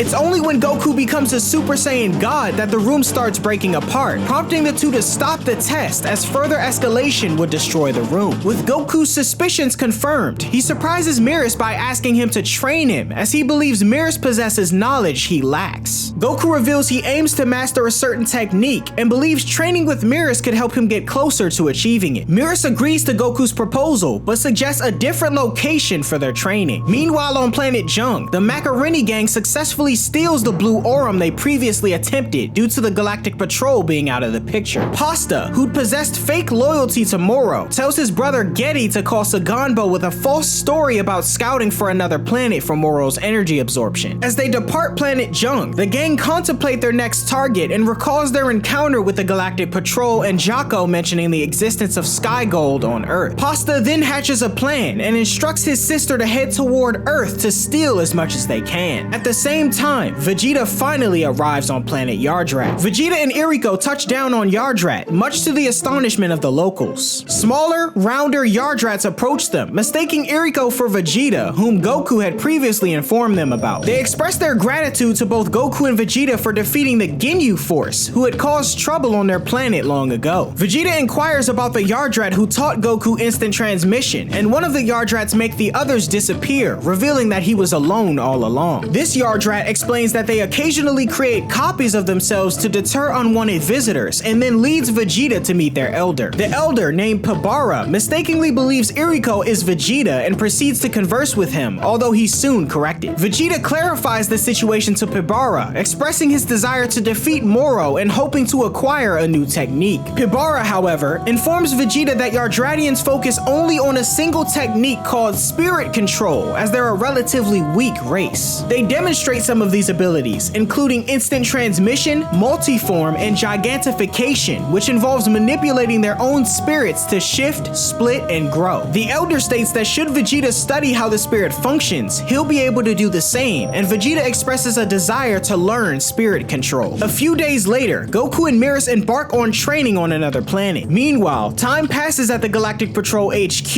and with Goku, Beerus, and Vegeta absent, the Galactic King suggests recruiting new special members for the Galactic Patrol. He inquires with Jocko about Piccolo, the warrior from the Universe 6 tournament they'd attended in the past. At the lookout, Piccolo attempts telepathic communication with someone on New Namek, unaware of the planet's destruction by Moro, but wary that something awful has happened. Meanwhile, the Macaroni gang arrives on Earth in search of Blue Aurum. Piccolo senses their approach and informs Dende. However, Piccolo doesn't seem worried, as he states their energy signatures are weak. Moments later in a rocky plain, Piccolo confronts the group as they're searching for a place to land. Noticing Piccolo, the gang use their ship's weapons to attack him, but he evades the gunfire and lands on top of their ship, admonishing them for their rudeness. Meanwhile, Bulma, accompanied by Hercule and Bola, arrive at the lookout in search of Piccolo. Apparently, Jocko had called to inform her that he was on his way to Earth to recruit Piccolo into the Galactic Patrol. Back on the battlefield, Piccolo makes quick work of the Macaroni gang, surprising them as they had no idea someone this strong lived on Earth. After Jocko explains the situation via communicator at the lookout, he tells Bulma to gather Gohan, Krillin, and Tien in preparation for his arrival. He goes on to say that if Moro catches wind of Earth anytime soon, he'll make his way there to steal its energy. Meanwhile, Piccolo questions the now restrained Macaroni gang, suspecting their connection to the cosmic disturbances. The gang attempts to deceive Piccolo by pretending to be innocent travelers. However, they secretly plan to inform Moro about the Earth and the opportunity to steal Blue Aurum. Convinced that they're not involved after all, Piccolo releases the group and warns them to never return to Earth again. As they depart, Bulma and Dende approach approach Piccolo in the ship, with Dende urging Piccolo to capture the gang as they're allied with those causing trouble. Piccolo shoots down the Macaroni gang's ship and captures them again, but he's informed that it's too late as the gang already alerted Moro's main forces. In space, Saganbo receives a distress signal from the Macaroni gang, prompting Moro to dispatch a stronger scouting party to investigate. Meanwhile, Goku and Beerus begin their training, with Beerus wielding a staff and gaining the upper hand. Goku mentions that to acquire his desired ability, he needs to clear his mind and heart, but this proves challenging during their combat with his fluctuating emotions. Beerus points out that emotions can also lead to power, such as Goku's Super Saiyan form fueled by rage. However, what Goku seeks requires the opposite, calmness. Beerus reveals he knew about Goku's pursuit of Ultra Instinct, but kept it quiet. Goku, however, reassures him and tells him it's fine, and suggests they resume training, surprising him. Beerus, now resolved, leads Goku to the Galactic Patrol's hyperbolic time chamber, where every day inside equals to 3 days outside. They enter to allow Beerus to unleash his full power without detection, and Beerus questions if Goku is ready to continue their training, as Goku eagerly agrees. At the lookout, Bulma briefs Krillin on the current situation and inquires about the whereabouts of Gohan and Tien. Krillin informs her that Gohan is attending a college lecture and will join them later, and Tien doesn't have a cell phone, making him unreachable. The idea of contacting Yamcha is brought up, but before anyone can respond, Jocko arrives, expressing frustration about the lack of formidable warriors present. Eska, also aboard the ship, greets Dende. Jocko then informs Piccolo that he, Dende, and Eska are the 3 last surviving Namekians. Suddenly, Pasta, confined in a cage, voices his doubts about the group's chances against Moro. Jocko approaches and threatens him, warning that they'll soon return to prison. However, Pasta shocks Jocko by revealing that Moro's main force is on its way to Earth to rescue them. Simultaneously, a single ship carrying Shimareka, 7-3, and Yunba heads toward Earth. While discussing Earth's value, 7-3 states that it's in its development stage, based on outdated information from before they were incarcerated in the Galactic prison. With Yunba hungry, they decide to make a brief pit stop on a nearby planet. Back on Earth, the Galactic Patrol informs Jocko about the impending arrival of the 3 henchmen, particularly 7-3, whose name brings about fear in Jocko's expression. After sharing this vague information with the others, Jocko prepares to leave, but Bulma attempts to stop him. Piccolo questions Jocko about what they need to know regarding the approaching henchmen, and Jocko agrees to provide some insight before departing. Jocko explains that while all 3 henchmen are formidable, 7-3 is the most concerning. Meanwhile, Shimareka and Yunba are on a planet, indulging in a feast, while 7-3 confronts the planet's inhabitants. He uses his power-absorbing ability to steal their abilities and swiftly incapacitates them. At the lookout, Jocko continues his explanation, stating that any ability 7-3 has stolen lasts for half an hour. He also reveals that 7-3 is an artificial being created by a technologically advanced planet, devoid of emotions and designed as a ruthless killing machine programmed to follow orders. Krillin inquires about the convicts ETA to Earth, and the response from Jocko is 10 days. However, 7-3 along with Yunba and Shimareka suddenly appear at the lookout, surprising everyone as they were able to steal the abilities of a creature on the planet who could create warp portals. Shimareka then notices the Macaroni gang in their cage and informs them that Moro considers traitors expendable. He moves to execute them, much to their shock, but is halted by Piccolo, who tells them that killing is prohibited at the sanctuary, where evildoers aren't welcome. However, 7-3 swiftly appears behind Piccolo, seizing him by the neck and copies his abilities. Piccolo manages to break free from 7-3's grasp and narrowly dodges a special beam cannon fired by the artificial being. 7-3 follows up with a punch that extends toward Jocko, knocking him off the lookout. Piccolo races after Jocko, believing him unable to fly, with 7-3 and Shimareka in pursuit. Krillin attempts to assist, but is halted by Yunba, who plans to take him on. In freefall, Jocko activates the jet boosters in his boots, allowing him to land safely to Piccolo's surprise. Piccolo questions Jocko about the best way to fight 7-3, and Jocko explains that 7-3's copied attacks are as powerful as if they were executed by the original fighter, essentially like battling a mirror image of oneself.